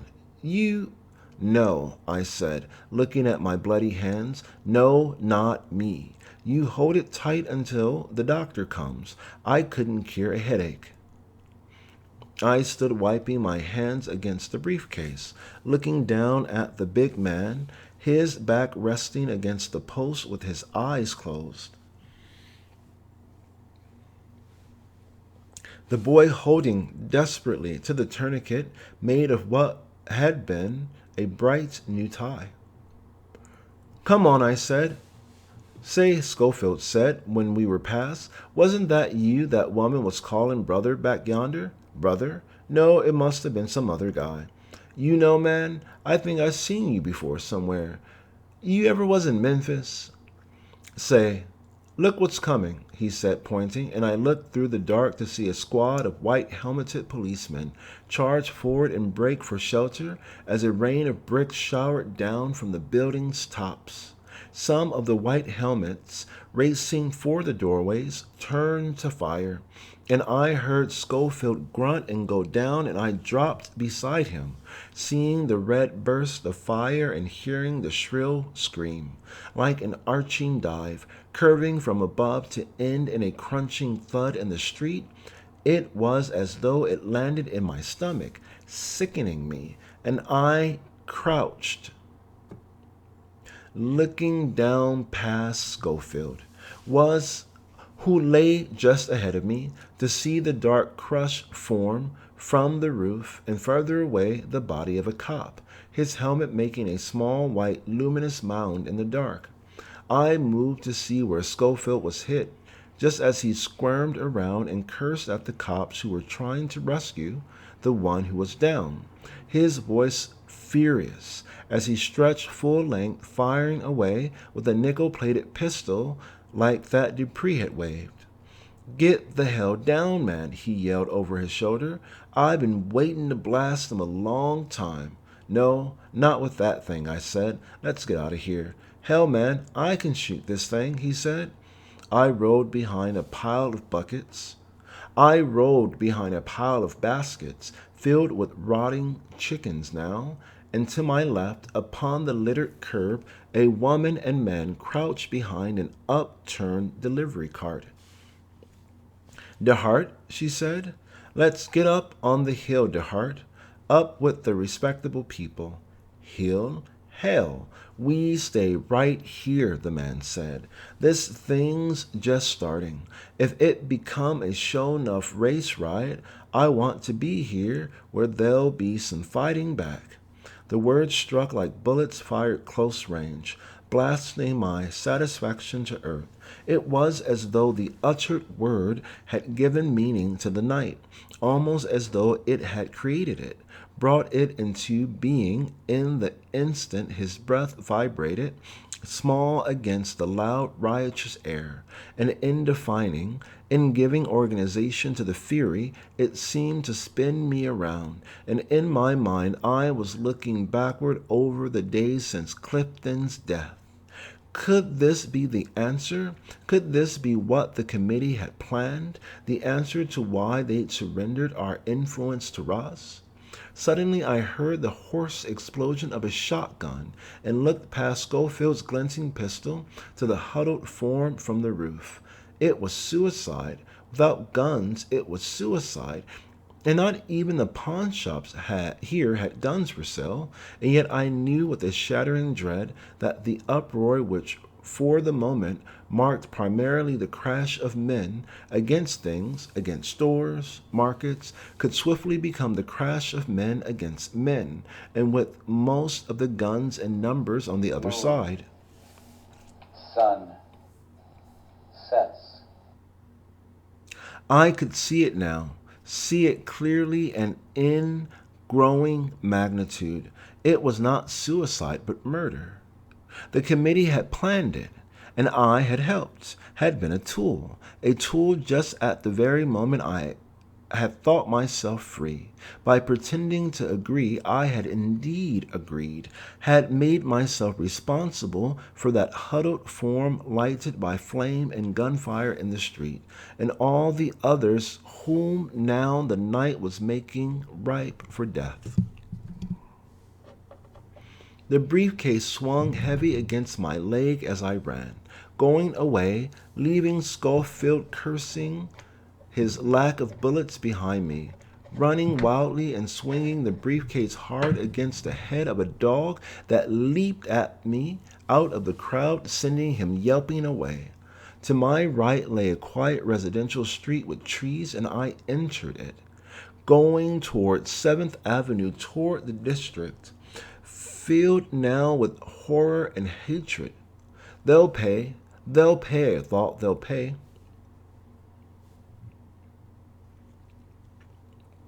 The street lay dead quiet in the night of the lately risen moon. The gun fired thin for a moment, distant. The rioting seemed in another world. For a moment I paused beneath a low, thickly leaved tree, looking down the well-kept doily shadowed walks, past the silent houses. It was as though the tenants had vanished, leaving the houses silent with all windows shaded, refugees from a rising flood. Then I heard the single footfalls coming doggedly toward me in the night, an eerie slapping sound followed by a precise and hallucinated cry. Time's flying, souls dying, the coming of the Lord draweth nigh. As though he had run for days, for years. He trotted past where I stood beneath the tree, his bare feet slapping the walk in silence, going for a few feet, then the high, hallucinated cry beginning again. I ran into the avenue where, in the light of a flaming liquor store, I saw 3 old women scurrying toward me with raised skirts loaded with canned goods. I can't stop it just yet, but have mercy, Lord, one of them said. Do, Jesus, do, sweet Jesus. I moved ahead, the fumes of alcohol and burning tar in my nostrils. Down the avenue to my left, a single street lamp still glowed where the long block was intersected. On my right, by a street, and I could see a crowd rushing a store that faced the intersection, moving in, and a fusillade of canned goods, salami, liverwurst, hogs' heads, and chitterlings, belching out to those outside, and a bag of flour bursting white upon them, as now out of the dark of the intersecting street 2 mounted policemen came at a gallop, heaving huge and heavy hoofed, charging straight into the swarming mass.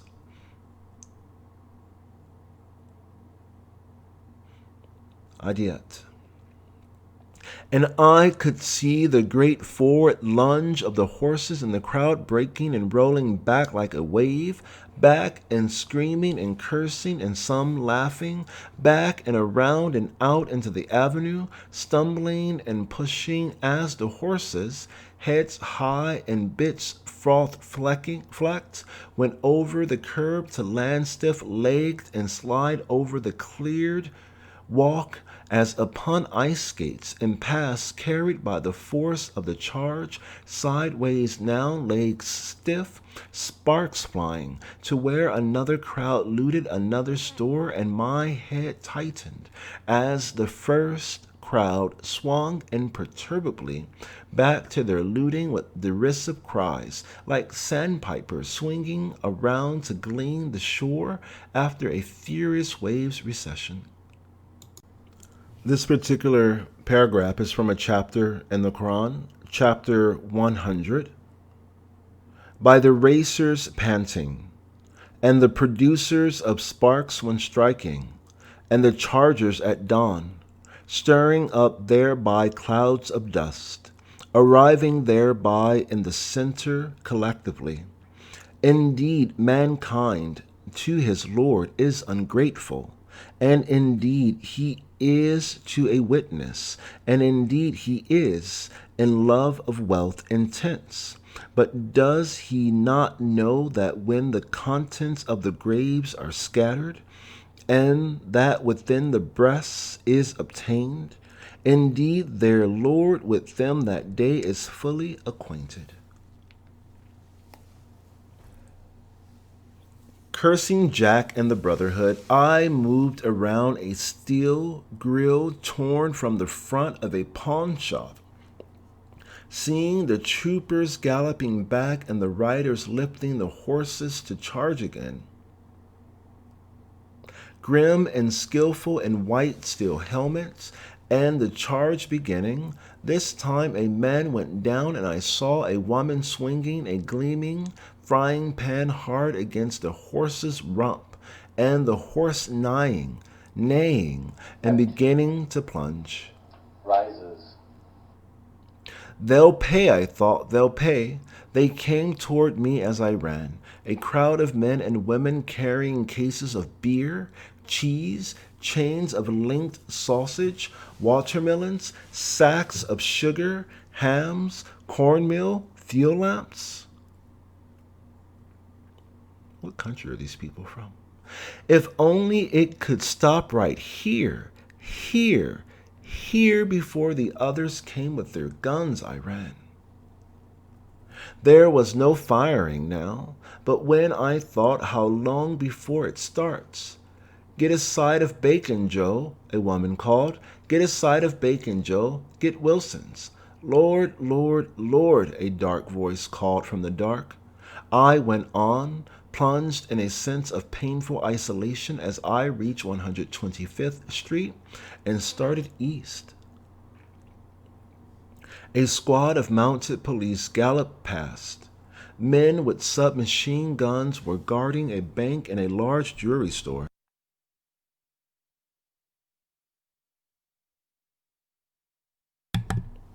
I moved out to the center of the street, running down the trolley's rails.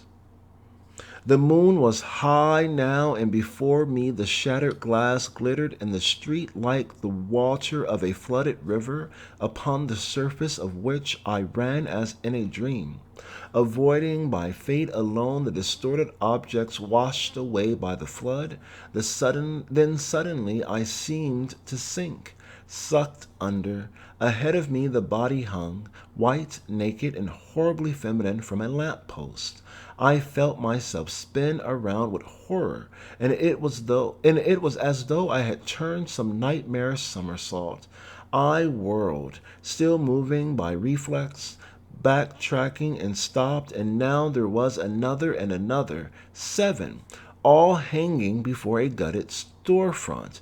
I stumbled, hearing the cracking of bones underfoot, and saw a physician's skeleton shattered on the street, the skull rolling away from the backbone, as I steadied long enough to notice the unnatural stiffness of those hanging above me. They were mannequins, dummies, I said aloud. Hairless, bald, and sterilely feminine. And I recalled the boys in the blonde wigs, expecting the relief of laughter, but suddenly was more devastated by the humor than by the horror. But are they unreal? I thought. Are they? What if one, even one, is real? Is Sybil? I hugged my briefcase, backing away, and ran.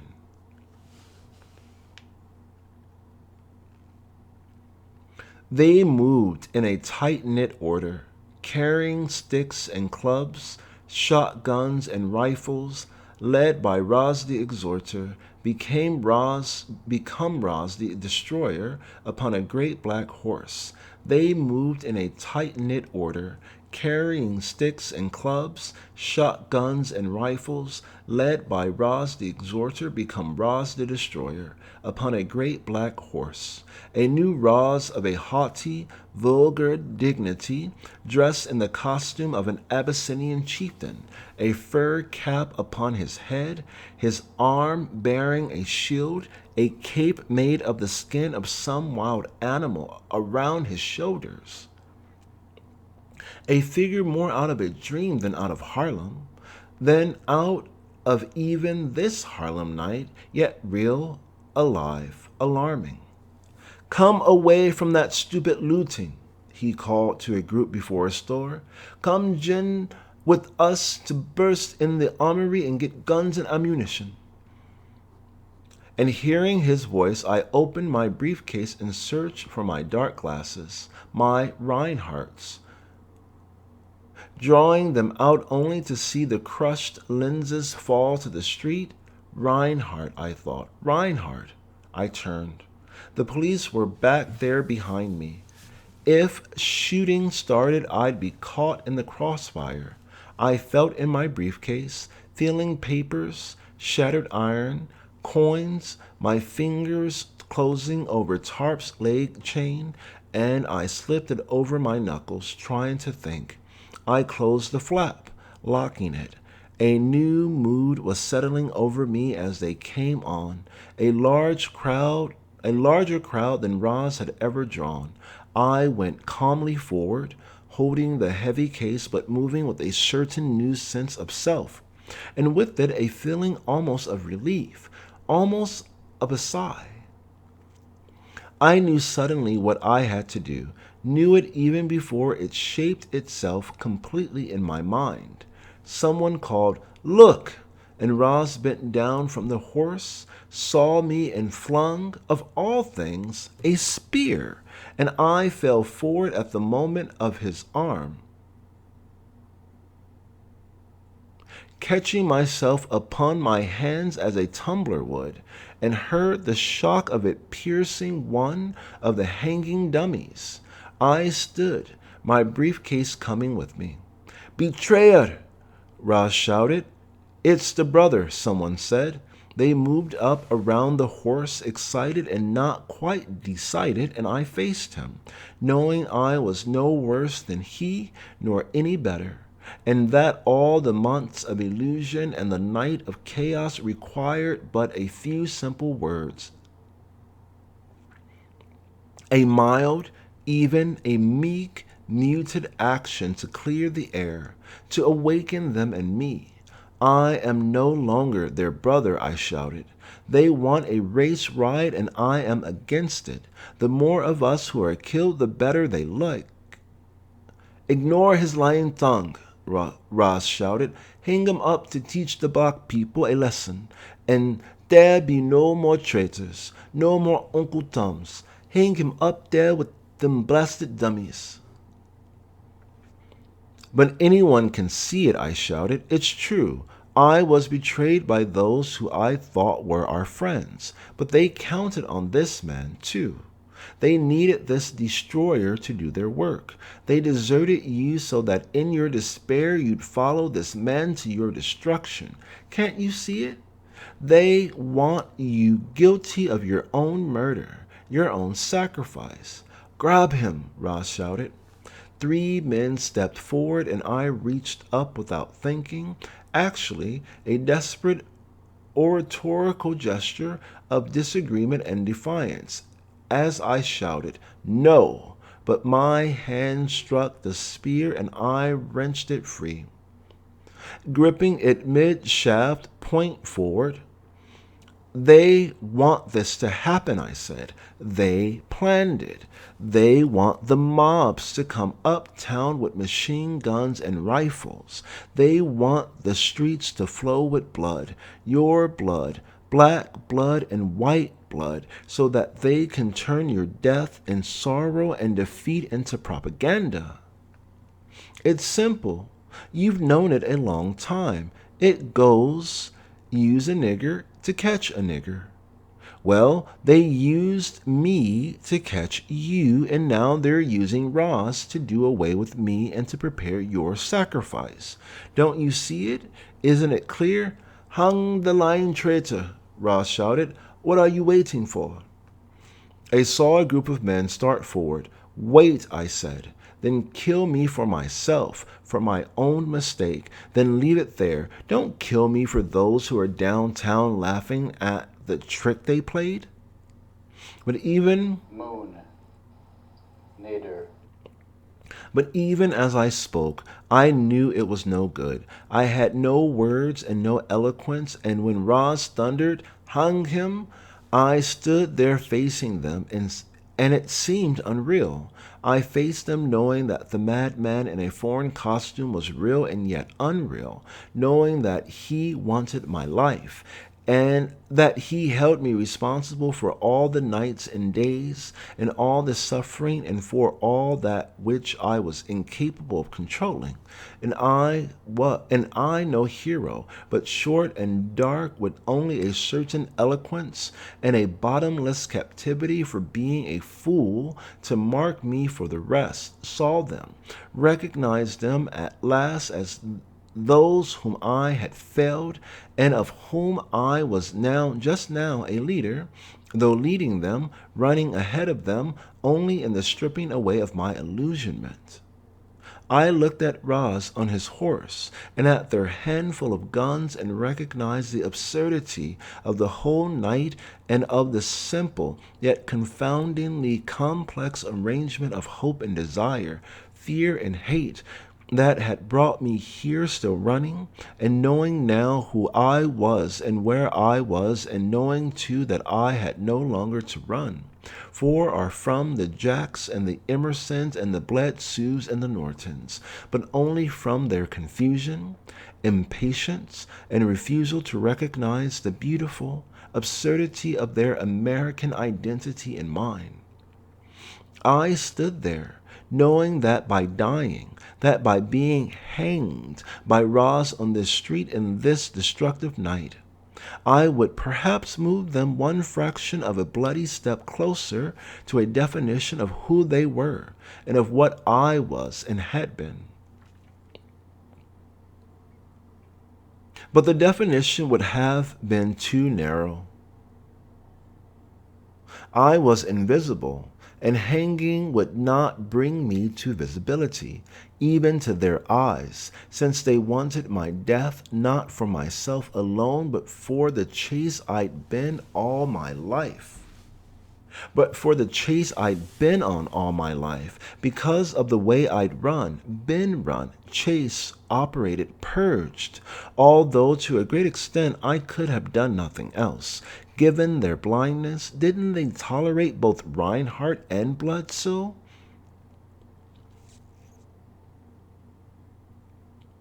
And my invisibility? And that I, a little black man with an assumed name, should die because a big black man, in his hatred and confusion over the nature of a reality that seemed controlled solely by white men, whom I knew to be as blind as he, was just too much. Too outrageously absurd, and I knew that it was better to live out one's own absurdity than to die for that of others, whether for Roz's or Jack's.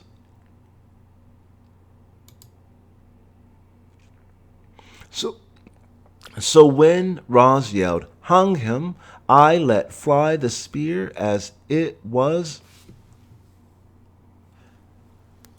So when Roz yelled, "Hang him," I let fly the spear, and it was as though for a moment I had surrendered my life and begun to live again, watching it catch him as he turned his head to shout, ripping through both cheeks, and saw the surprised pause of the crowd as Roz wrestled with the spear that locked his jaws. Fight Club. Some of the men raised their guns, but they were too close to shoot, and I hit the first with Tarp's leg chain, and the other in the middle with my briefcase, then ran through a looted store, hearing the blanging of the burglar alarm as I scrambled over scattered shoes, upturned showcases, chairs, back to where I saw the moonlight through the rear door ahead. They came behind me like a draft of flames, and I led them through and around to the avenue.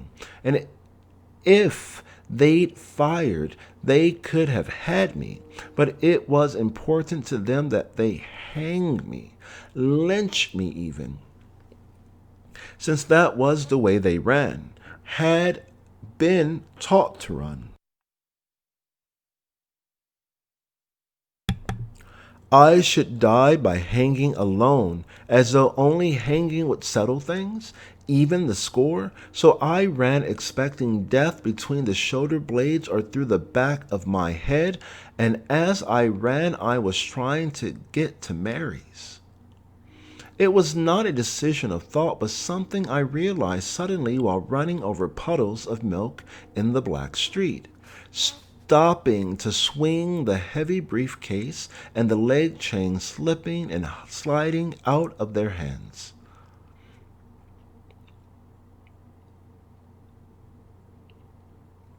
If only I could turn around and drop my arms and say, "Look, men, give me a break. We're all black folks together. Nobody cares." Though now I knew we cared. They at least cared enough to act, so I thought. If only I could say, "Look, they've played a trick on us. The same old trick with new variations. Let's stop running and respect and love one another." If only, I thought, running into another crowd now and thinking I'd gotten away, only to catch a punch on my jaw as one closed in shouting, and feeling the leg chain bounce as I caught his head and spurted forward, turning out of the avenue only to be struck by a spray of water that seemed to descend from above. It was a mane that had burst, throwing a fierce curtain of spray into the night. I was going for Mary's, but I was moving downtown through the dripping street rather than up. And as I started through, a mounted policeman charged through the spray, the horse black and dripping, charging through and looming huge and unreal, nigh and clopping across the pavement upon me now as I slipped to my knees and saw the huge pulsing bulk floating down upon and over me. The sound of hoofs and screams and a rush of water coming through distantly as though I sat remote in a padded room. Then over, almost past, the hair of the tail a fiery lash across my eyes. I stumbled about in circles, blindly swinging the briefcase, the image of a fiery comet's tail, burning my smarting lids, turning and swinging blindly with briefcase and leg chain and hearing the gallop begin as I floundered helplessly, and now moving straight into the full, naked force of the water, feeling its power like a blow, wet and thudding and cold, then through it and able partly to see just as another horse dashed up and through, a hunter taking a barrier, the rider slanting backwards, the horse rising, then hit and swallowed by the rising spray. I stumbled down the street, the comet tail in my eyes, seeing a little better now and looking back to see the water spraying like a mad geyser in the moonlight. To Mary, I thought, to Mary. There were rows of iron fences backed by low hedges before the houses, and I stumbled behind one and lay panting to rest for the crushing force of the water. But hardly had I settled down, the dry, dog-day smell of the hedge in my nose, when they stopped before the house, leaning upon the fence. They were passing a bottle around, and their voices sounded spent of strong emotion. "This is some night," one of them said. "Ain't this some night?" "It's about like the rest." "Why you say that?" "'Cause it's full of fucking and fighting and drinking and lying. Give me that bottle." "Yeah, but tonight I seen some things I never seen before." "You think you seen something?" "Hell, you ought to been over on Lennox about 2 hours ago. You know that stud Roz the Destroyer? Well, man, he was spitting blood." "That crazy guy?" "Hell yes, man. He had him a big black horse and a fur cap and some kind of old lion skin or something over his shoulders, and he was raising hell. God damn if he wasn't a sight, riding up and down on this old horse, you know, one of the kind that pulls vegetable wagons, and he got him a cowboy saddle and some big spurs. Oh, no, man. Hell yes, riding up and down the block yelling, 'Destroy him, drive him out, burn him out. I, Roz, commands you.'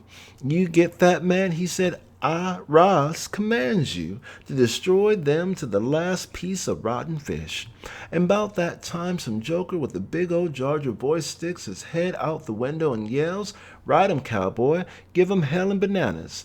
And man, that crazy son of a bitch up there on that horse looking like death eating a sandwich, he reached down and comes up with a 45 and starts blazing up at that window. And man, talk about cutting out. In a second wasn't nobody left but old Roz up there on that horse with that lion skin stretched straight out behind him. Crazy, man. Everybody else trying to get some loot and him and his boys out for blood. I lay like a man rescued from drowning, listening, still not sure I was alive.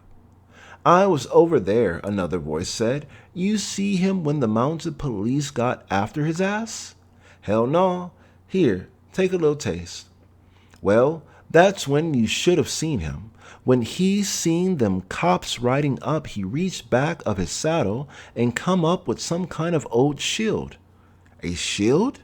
"Hell yes, one with a spike in the middle of it. And that's And that ain't all. When he sees the cops, he calls to one of his goddamn henchmen to hand him up a spear, and a little short guy run out into the street and give him one. You know, one of the kind you see them African guys carrying in the moving pictures. Where the hell was you, man? Me? I'm over on the side where some stud done broke in a store and is selling cold beer out the window. Done gone into business, man, the voice laughed. I was drinking me some Budweiser and digging the doings when here comes the cops up the street, riding like cowboys, man. And when old Roz the what's-his-name sees 'em, he lets out a roar like a lion and rears way back and starts shooting spurs into his horse's ass fast as nickels falling in the subway at going home time. And god damn, that's when you ought to seen him. Say, give me a taste there, fella. Thanks. Here he comes, bookety with that spear stuck out in front of him and that shield on his arm, charging, man. And he's yelling something in African or West Indian or something, and he's got his head down low like he knew about that shit too, man. Riding the Earl Sand in the fifth at Jamaica. That old black horse let out a whinny and got his head down. I don't know where he got that son of a bitch, but gentlemen's I swear, when he felt that steel in his high behind, he came on like man o' war going to get ashes hauled before the cops knowed what hit him. Roz is right in the middle of 'em, and one cop grabbed for that spear, and old Roz swung round and burst him across the head, and the cop goes down, and his horse reels up, and old Roz rears his and tries to spear him another cop, and the other horses is plunging around, and old Roz tries to spear him still another cop, only he's too close, and his horse is pootin' and snorting and pissing and shitting. And they swings around, and the cop is swinging his pistol, and every time he swings, old Roz throws up his shield with one arm and chops at him with the spear with the other.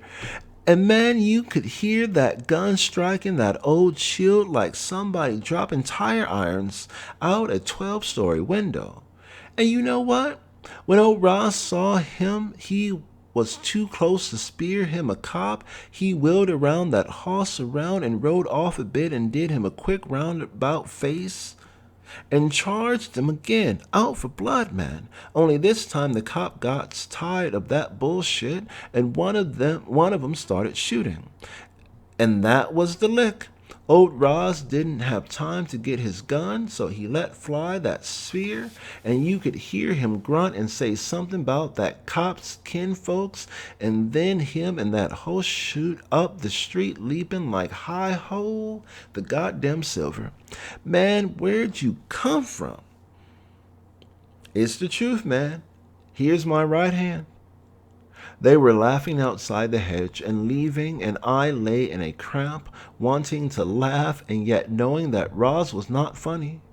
Or not only funny, but dangerous as well, wrong but justified, crazy and yet coldly sane. Why did they make it seem funny? Only funny, I thought, and yet knowing that it was. It was funny and dangerous and sad. Jack had seen it, or had stumbled upon it, and used it to prepare a sacrifice, and I had been used as a tool. My grandfather had been wrong about yesing them to death and destruction, or else things had changed too much since his day. There was only one way to destroy them. I got up from behind the hedge in the waning moon, wet and shaken in the hot air, and started out looking for Jack, still turned around in my direction. I moved into the street, listening to the distant sounds of the riot, and seeing in my mind the image of two eyes in the bottom of a shattered glass.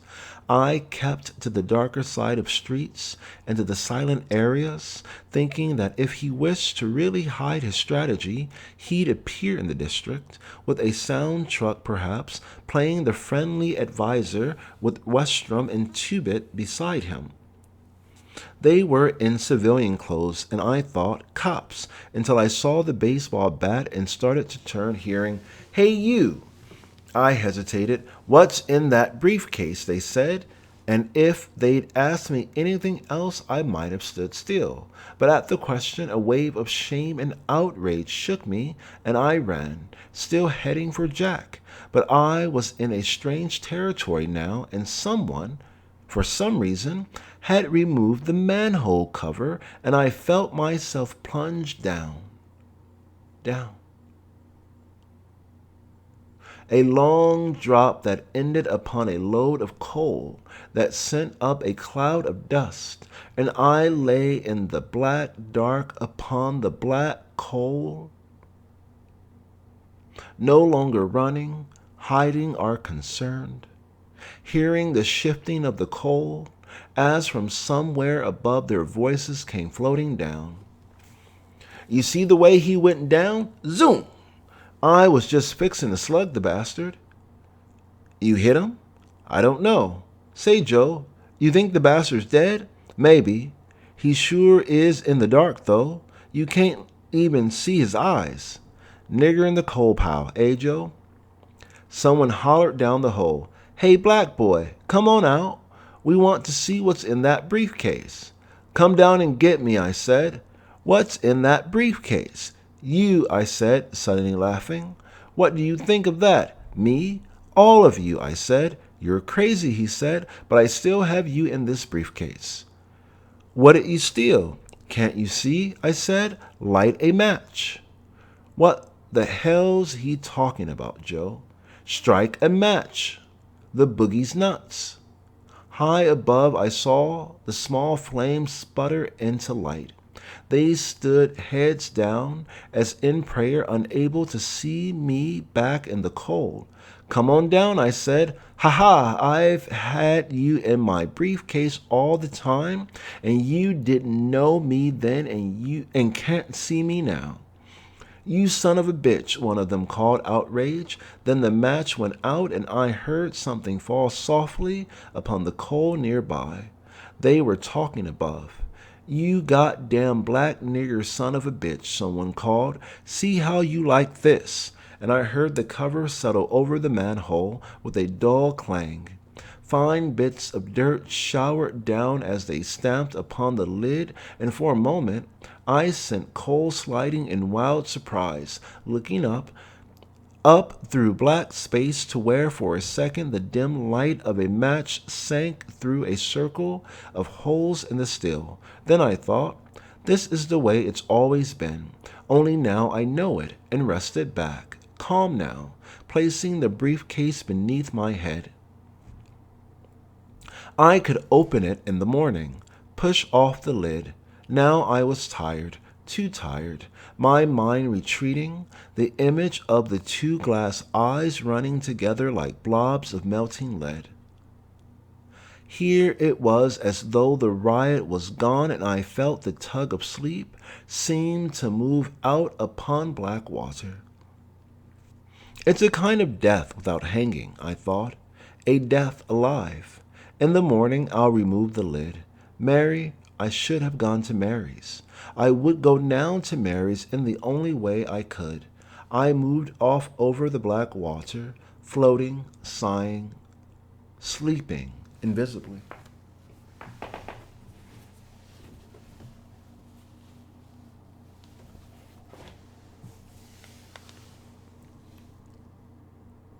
But I was never to reach Mary's. And I was over-optimistic about removing the steel cap in the morning. Great invisible waves of time flowed over me, but that morning never came.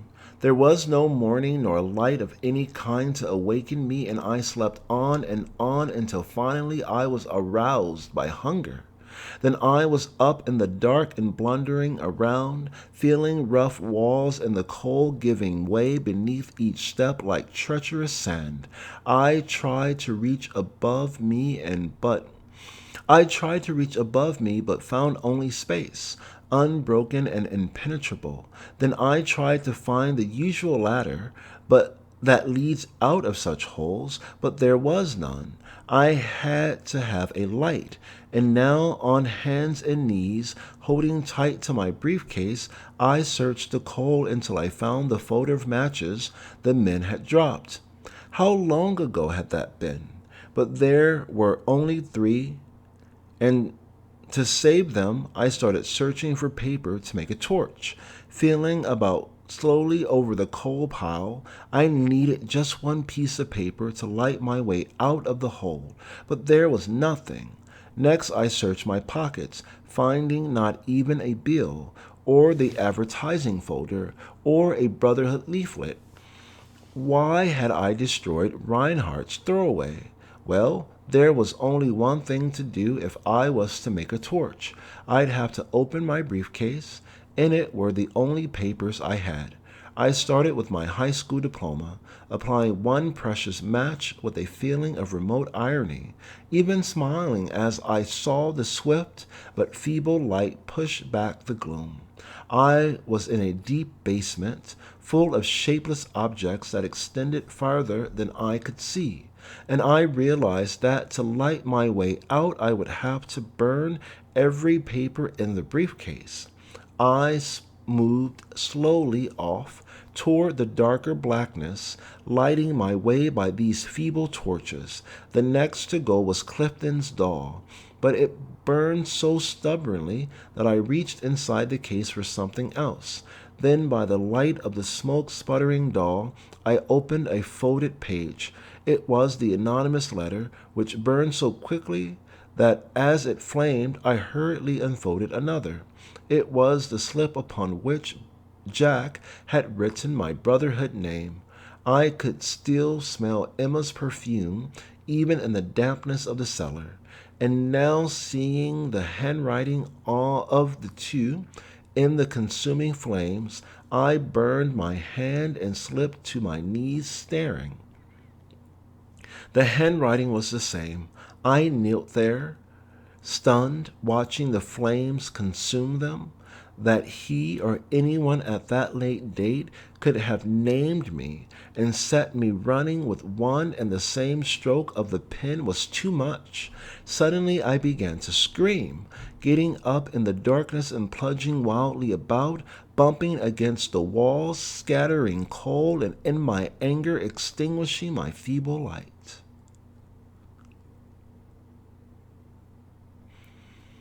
But still whirring on in the blackness, knocking against the rough walls of a narrow passage, banging my head and cursing, I stumbled down and plunged against some kind of partition and sailed headlong, coughing and sneezing, into another dimensionless room, where I continued to roll about the floor in my outrage. How long this kept up, I do not know. It might have been days, weeks. I lost all sense of time. And every time I paused to rest, the outrage revived and I went off again. Then finally, when I could barely move, something seemed to say, "That's enough. Don't kill yourself. You've run enough. You're through with them at last."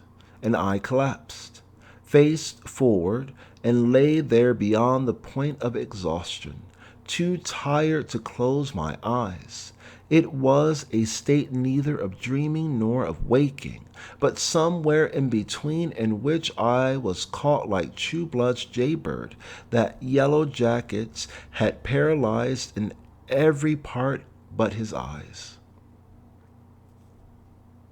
But somehow the floor had now turned to sand and the darkness to light, and I lay the prisoner of a group consisting of Jack and old Emerson and Bledsoe and Norton and Roz and the school superintendent and a number of others whom I failed to recognize, but all of whom had run me, who now pressed around me as I lay beside a river of black water, near where an armored bridge arched sharply away to where I could not see.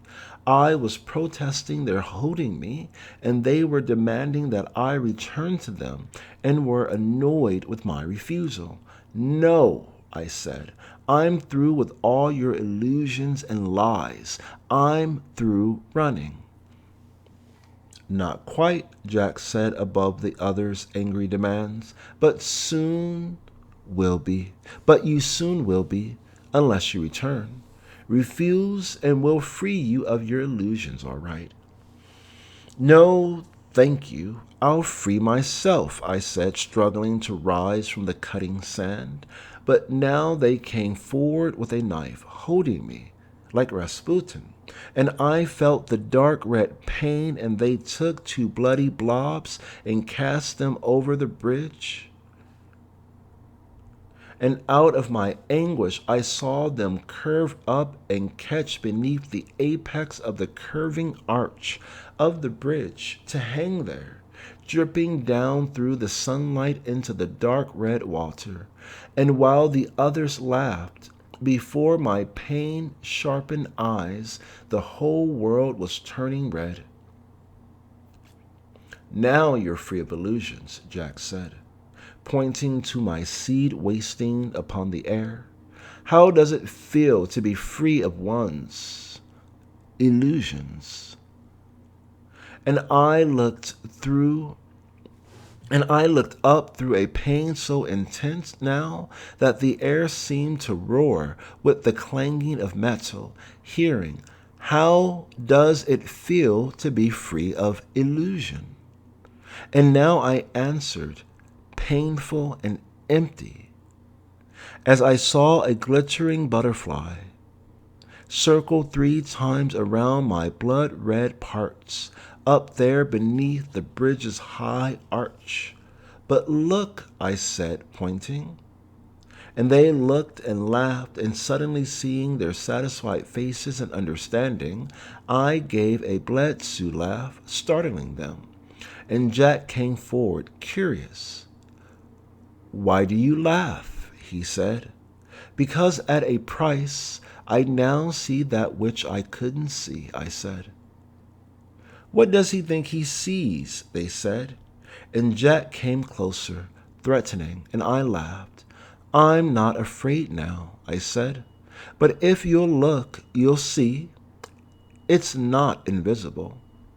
See what? They said. That there hang not only my generations wasting upon the water. And now the pain welled up, and I could no longer see them. But what? Go on, they said. But your sun, S-U-N. Yes, and your moon. He's crazy. Your world. I knew he was a mystic idealist, Tobit said. Still, I said, there's your universe, and that drip drop upon the water you hear is all the history you've made, all you're going to make. Now laugh, you scientists. Let's hear you laugh. And high above me now, the bridge seemed to move off to where I could not see, striding like a robot, an Iron Man, whose iron legs clanged doomfully as it moved. And then I struggled up, full of sorrow and pain, shouting, No, no, we must stop him. And I awoke in the blackness.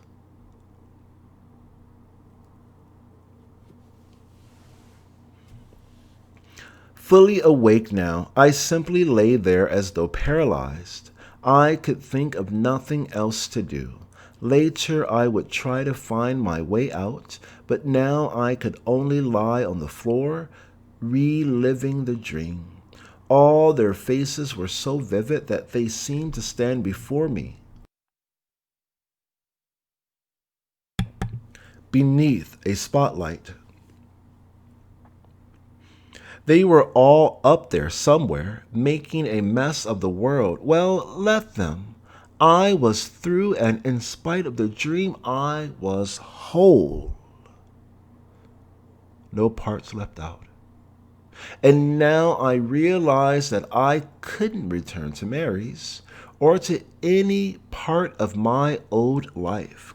I could approach it only from the outside, and I had been I had been as invisible to Mary as I had been to the Brotherhood.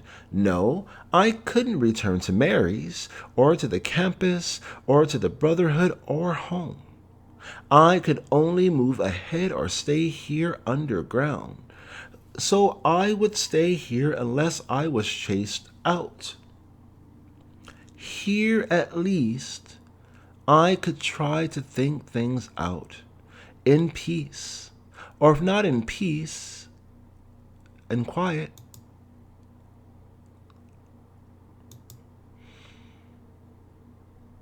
I would take up residence underground. The end was in the beginning. Invisible Man by Ralph Ellison, Vintage International, Epilogue. Mercury sets. So there you have all of it that's important. Or at least you almost have it. I'm an invisible man, and it placed me in a hole, or showed me the hole I was in, if you will, and I reluctantly accepted the fact. What else could I have done? Once you get used to it, reality is as irresistible as a club, and I was clubbed into the cellar before I caught the hint. Perhaps that's the way it had to be. I don't know, nor do I know whether accepting the lesson has placed me in the rear or in the avant-garde. That perhaps is a lesson for history, and I'll leave such decisions to Jack and his ilk while I try belatedly to study the lesson of my own life. Let me be honest with you, a feat which, by the way, I find of the utmost difficulty. When one is invisible, he finds himself. When one is invisible, he finds such problems as good and evil, honest and dishonesty, of such shifting shapes that he confuses one with the other, depending upon who happens to be looking through him at the time. Well, now I've been trying to look through myself, and there's a risk in it. I was never more hated than when I tried to be honest, or when, even as just now, I've tried to articulate exactly what I felt to be the truth. No one was satisfied, not even I. Look at the comments. On the other hand, I've never been more loved and appreciated than when I try to justify and affirm someone's mistaken beliefs, or when I've tried to give my friends the incorrect, absurd answers they wish to hear. In my presence, they could talk and agree with themselves. The world was nailed down, and they loved it. They received a feeling of security. But here was the rub.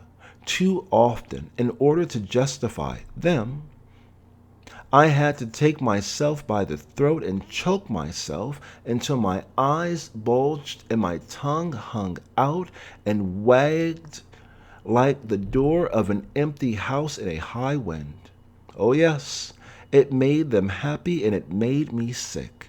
So I became ill of affirmation, of saying yes, against the naysaying of my stomach, not to mention my brain. There is, by the way, an area in which a man's feelings are more rational than his mind, and it is precisely in that area that his will is pushed in several directions at the same time. You might sneer at this, but I know now.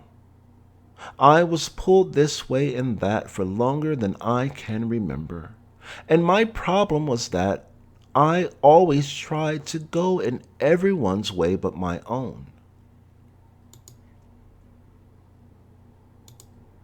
I have also been called one thing and then another, while no one really wished to hear what I called myself.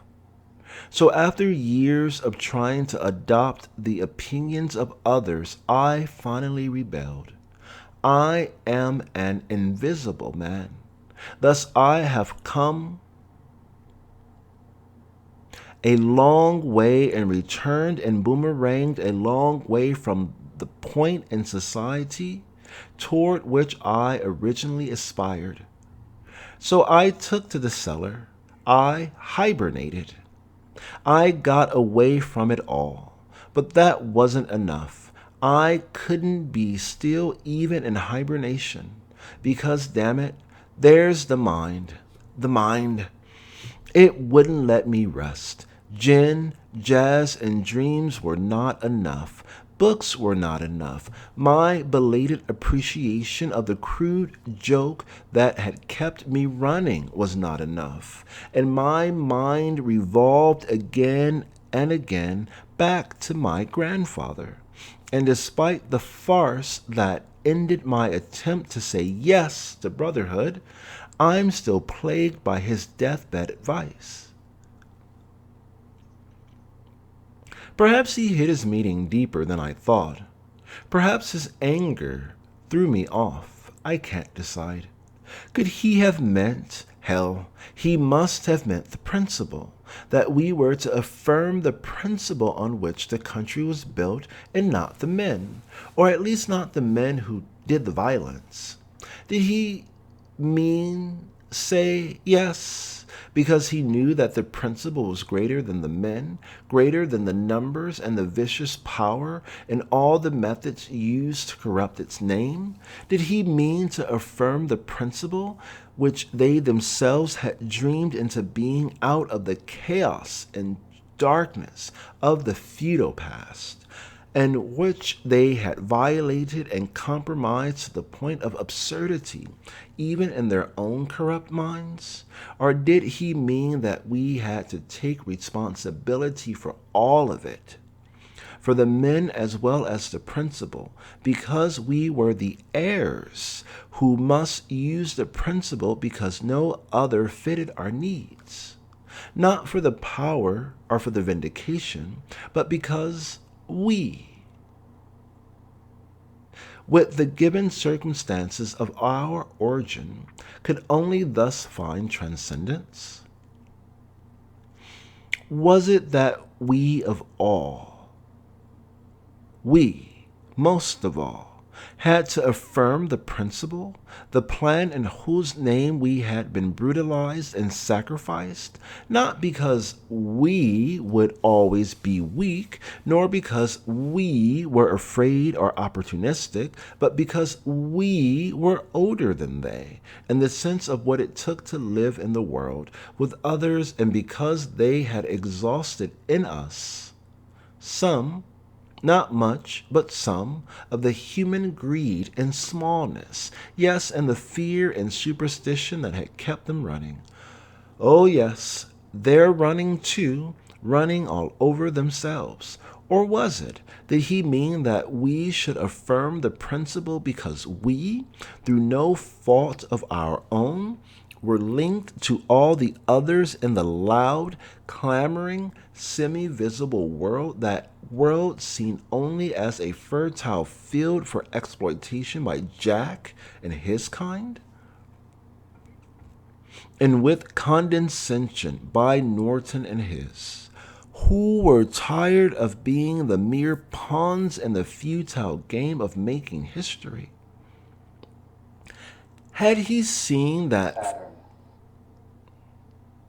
Had he seen that for these two we had to say yes to the principle, lest they turn upon us to destroy both it and us?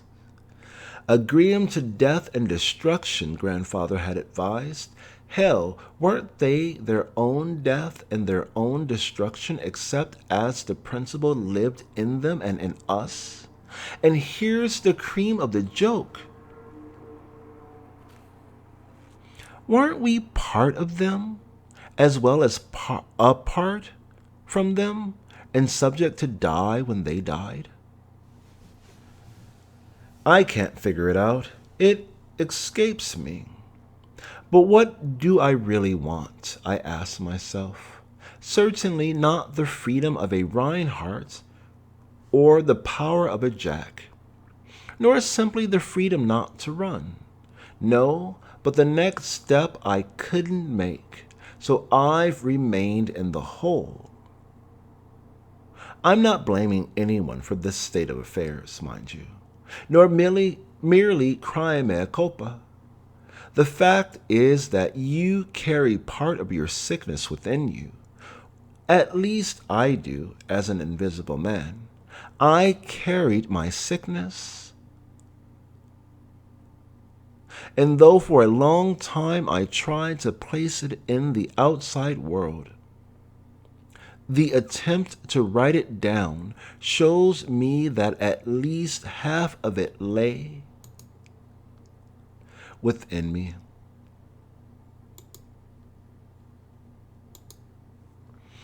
It came upon me slowly, like the strange disease that affects those black men whom you see turning slowly from black to albino, their pigment disappearing as under the radiation of some cruel, invisible ray. You go along for years knowing something is wrong. Then suddenly you discover that you're as transparent as air. At first you tell yourself that it's all a dirty joke, or that it's due to the political situation. But deep down, you come to suspect that you're yourself to blame, and you stand naked and shivering before the millions of eyes who look through you unseeingly. That is the real soul sickness, the spear in the side, the drag by the neck through the mob-angry town, the grand inquisition, the embrace of the maiden, the rip in the belly with the guts spilling out, the trip to the chamber with the deadly gas that ends in the oven so hygienically clean. Only it's worse because you continue stupidly to live. But live you must, and you can either make passive love to your sickness or burn it out and go on to the next conflicting phase. Yes? But what is the next phase? How often have I tried to find it? Over and over again I've gone up above to seek it out. For, like almost everyone else in our country, I started out with my share of optimism. I believed in hard work and progress and action, but now, after first being for society and then against it, I assign myself no rank or any limit. And such an attitude is very much against the trend of the times. But my world has become one of infinite possibilities. What a phrase! Still, it's a good phrase and a good view of life. And a man shouldn't accept any other. That much I've learned underground. Until some gang succeeds in putting the world in a straitjacket, its definition is possibility. Step outside the narrow borders of what men call reality, and you step into chaos. Ask Reinhardt, he's a master of it, or imagination. That, too, I've learned in the cellar, and not by deadening my sense of perception. I'm invisible, not blind. No, indeed, the world is just as concrete, ornery, vile, and sublimely wonderful as before. Only now I better understand my relation to it and it to me. I've come a long way from those days when, full of illusion, I lived a public life and attempted to function under the assumption that the world was solid and all the relationships therein. Now I know men are different, and that all life is divided, and that only in division is their true health. Hence again I have stayed in my hole, because up above there's an increasing passion to make men conform to a pattern. Just as in my nightmare, Jack and the boys are waiting with their knives, looking for the slightest excuse well, to ball the jack. And I do not refer to the old dance step, although what they're doing is making the old eagle rock dangerously. Whence all this passion toward conformity anyway? Diversity is the word. Let man keep his many parts, and you'll have no tyrant states. Why, if they follow this conformity business, they'll end up by forcing me, an invisible man, to become white, which is not a color, but the lack of one. Must I strive toward colorlessness? But seriously, and without snobbery, think of what the world would lose if that should happen. America is woven of many strands. I would recognize them and let it so remain. It's winner take nothing. That is the great truth of our country, or of any country. Life is to be lived, not controlled, and humanity is won by continuing to play in face of certain defeat. Our fate is to become one, and yet many. This is not prophecy, but description. Our fate is to become one, and yet many. This is not prophecy, but description. Thus, one of the greatest jokes in the world is the spectacle of the whites busy escaping blackness and becoming blacker every day, and the blacks striving toward whiteness, becoming quite dull and gray. None of us seems to know who he is or where he's going. Which reminds me of something that occurred the other day in the subway. At first, I saw an old gentleman who for the moment was lost. I knew he was lost, for as I looked down the platform, I saw him approach several people and turn away without speaking. He's lost, I thought, and he'll keep coming until he sees me. Then he'll ask his direction. Maybe there's an embarrassment in it if he admits he's lost to a strange white man. Perhaps to lose a sense of where you are implies the danger of losing a sense of who you are. That must be it, I thought. To lose your direction is to lose your face. So here he comes to ask his direction from the lost, the invisible. Very well, I've learned to live without direction. Let's ask him. But then he was only a few feet away, and I recognized him. It was Mr. Norton. The old gentleman was thinner and wrinkled now, but as dapper as ever, and seeing him made all the old life live in me for an instant, and I smiled with tear-stinging eyes. Then it was over, dead, and when he asked me how to get to Center Street, I regarded him with mixed feelings. "Do you know me?" I said. "Should I?" he said. "You see me," I said, watching him tensely. "Why, of course, sir." "Do you know the way to Center Street?" So last time it was the Golden Day, now it's Center Street. "You've retrenched, sir, but don't you really know who I am?" "Young man, I'm in a hurry," he said, cupping a hand to his ear. "Why should I know you?" "Because I'm your destiny." "My destiny, did you say?" He gave me a puzzled stare, backing away. "Young man, are you well?" "Which train did you say I should take?" "I didn't say," I said, shaking my head. "Now, aren't you ashamed?" "Ashamed? Ashamed?" he said indignantly. I laughed, suddenly taken by the idea, because Mr. Crowley, if you don't know where you are, you probably don't know who you are. So you came to me out of shame. You are ashamed now, aren't you? Young man, I've lived too long in this world to be ashamed of anything. Are you lightheaded from hunger? How do you know my name? But I'm your destiny. I made you.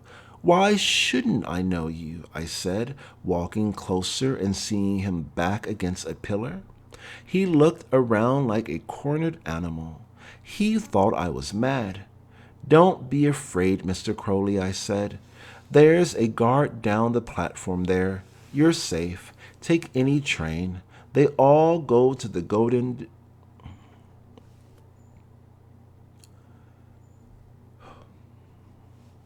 But now an express had rolled up and the old man was disappearing quite spryly inside one of its doors. I stood there laughing hysterically. I laughed all the way back to my hole. But after I had laughed, I was thrown back on my thoughts. How had it all happened? And I asked myself if it were only a joke, and I couldn't answer. Since then, I've sometimes been overcome with a passion to return into that heart of darkness, across the Mason-Dixon line. But then I remind myself that the true darkness lies within my own mind, and the idea loses itself in the gloom. Still, the passion persists. Sometimes I feel the need to reaffirm all of it. The whole unhappy territory and all the things loved and unlovable in it. For all of it is part of me. Till now, however, this is as far as I've ever gotten. For all life seen from the whole of invisibility is absurd. So why do I write? Torturing myself to put it down, because in spite of myself, I've learned some things. Without the possibility of action, all knowledge comes to one labeled file and forget, and I can neither file nor forget, nor will certain ideas forget me. They keep filing away at my lethargy, my complacency. Why should I be the one to dream this nightmare? Why should I be dedicated and set aside? Yes, if not to at least tell a few people about it. There seems to be no escape.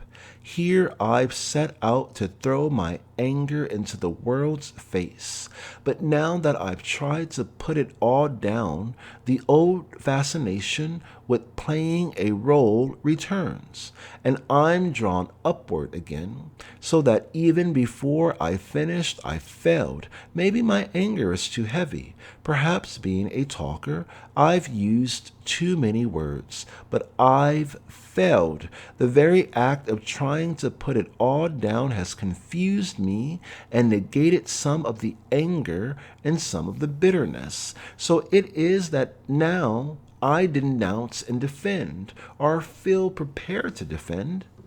I condemn and affirm. Say no and say yes and say no. I denounce because, though implicated and partially responsible, I have been hurt to the point of abysmal pain, hurt to the point of invisibility. And I defend because in spite of all I find that I love, in order to get some of it down, I have to love. I sell you no phony forgiveness. I'm a desperate man, but too much of your life will be lost, its meaning lost, unless you approach it as much through love as through hate. So I approach it through division. So I denounce and I defend and I hate and I love. Perhaps that makes me a little bit as human as my grandfather. Once I thought my grandfather incapable of thoughts about humanity, but I was wrong. Why should an old slave use such a phrase as this and this, or this has made me more human, as I did in my arena speech? Hell, he never had any doubts about his humanity. That was left to his free offspring. He accepted his humanity just as he accepted the principle. It was his, and the principle lives on in all its human and absurd diversity. So now, having tried to put it down, I have disarmed myself in the process. You won't believe in my invisibility, and you'll fail to see how any principle that applies to you could apply to me. You'll fail to see it even though death waits for both of us if you don't. Nevertheless, the very disarmament has brought me to a decision. The hibernation is over. I must shake off the old skin and come up for breath. There's a stench in the air, which from this distance underground might be the smell either of death or of spring. I hope of spring. But don't let me trick you. There is a death in the smell of spring, and in the smell of thee as in the smell of me. And if nothing more, invisibility has taught my nose to classify the stenches of death. In going underground, I whipped it all except the mind. And the mind that has conceived a plan of living must never lose sight of the chaos against which that pattern was conceived. That goes for societies as well as for individuals. Thus, having tried to give pattern to the chaos which lives within the pattern of your certainties, I must come out. I must emerge. And there's still a conflict within me. With Louis Armstrong, one half of me says, "Open the window and let the foul air out," while the other says, "It was good green corn before the harvest." Of course, Louis was kidding. He wouldn't have thrown old bad air out, because it would have broken up the music and the dance, when it was the good music that came from the bell of old bad air's horn that counted. Old bad air is still around with his music and his dancing and his diversity, and I'll be up and around with mine. And as I said before, a decision has been made. I'm shaking off the old skin, and I'll leave it here in the hole. I'm coming out, no less invisible without it, but coming out nevertheless. And I suppose it's damn well time. Even hibernations can be overdone. Come to think of it, perhaps that's my greatest social crime. I've overstayed my hibernation, since there's a possibility that even an invisible man has a socially responsible role to play. I can hear you say. So it was all a build-up to bore us with his boogie jiving? He only wanted us to listen to him rave? But only partially true. Being invisible and without substance, a disembodied voice, as it were. What else could I do? What else but try to tell you what was really happening when your eyes were looking through? And it is this which frightens me. Who knows but that, on the lower frequencies, I speak for you?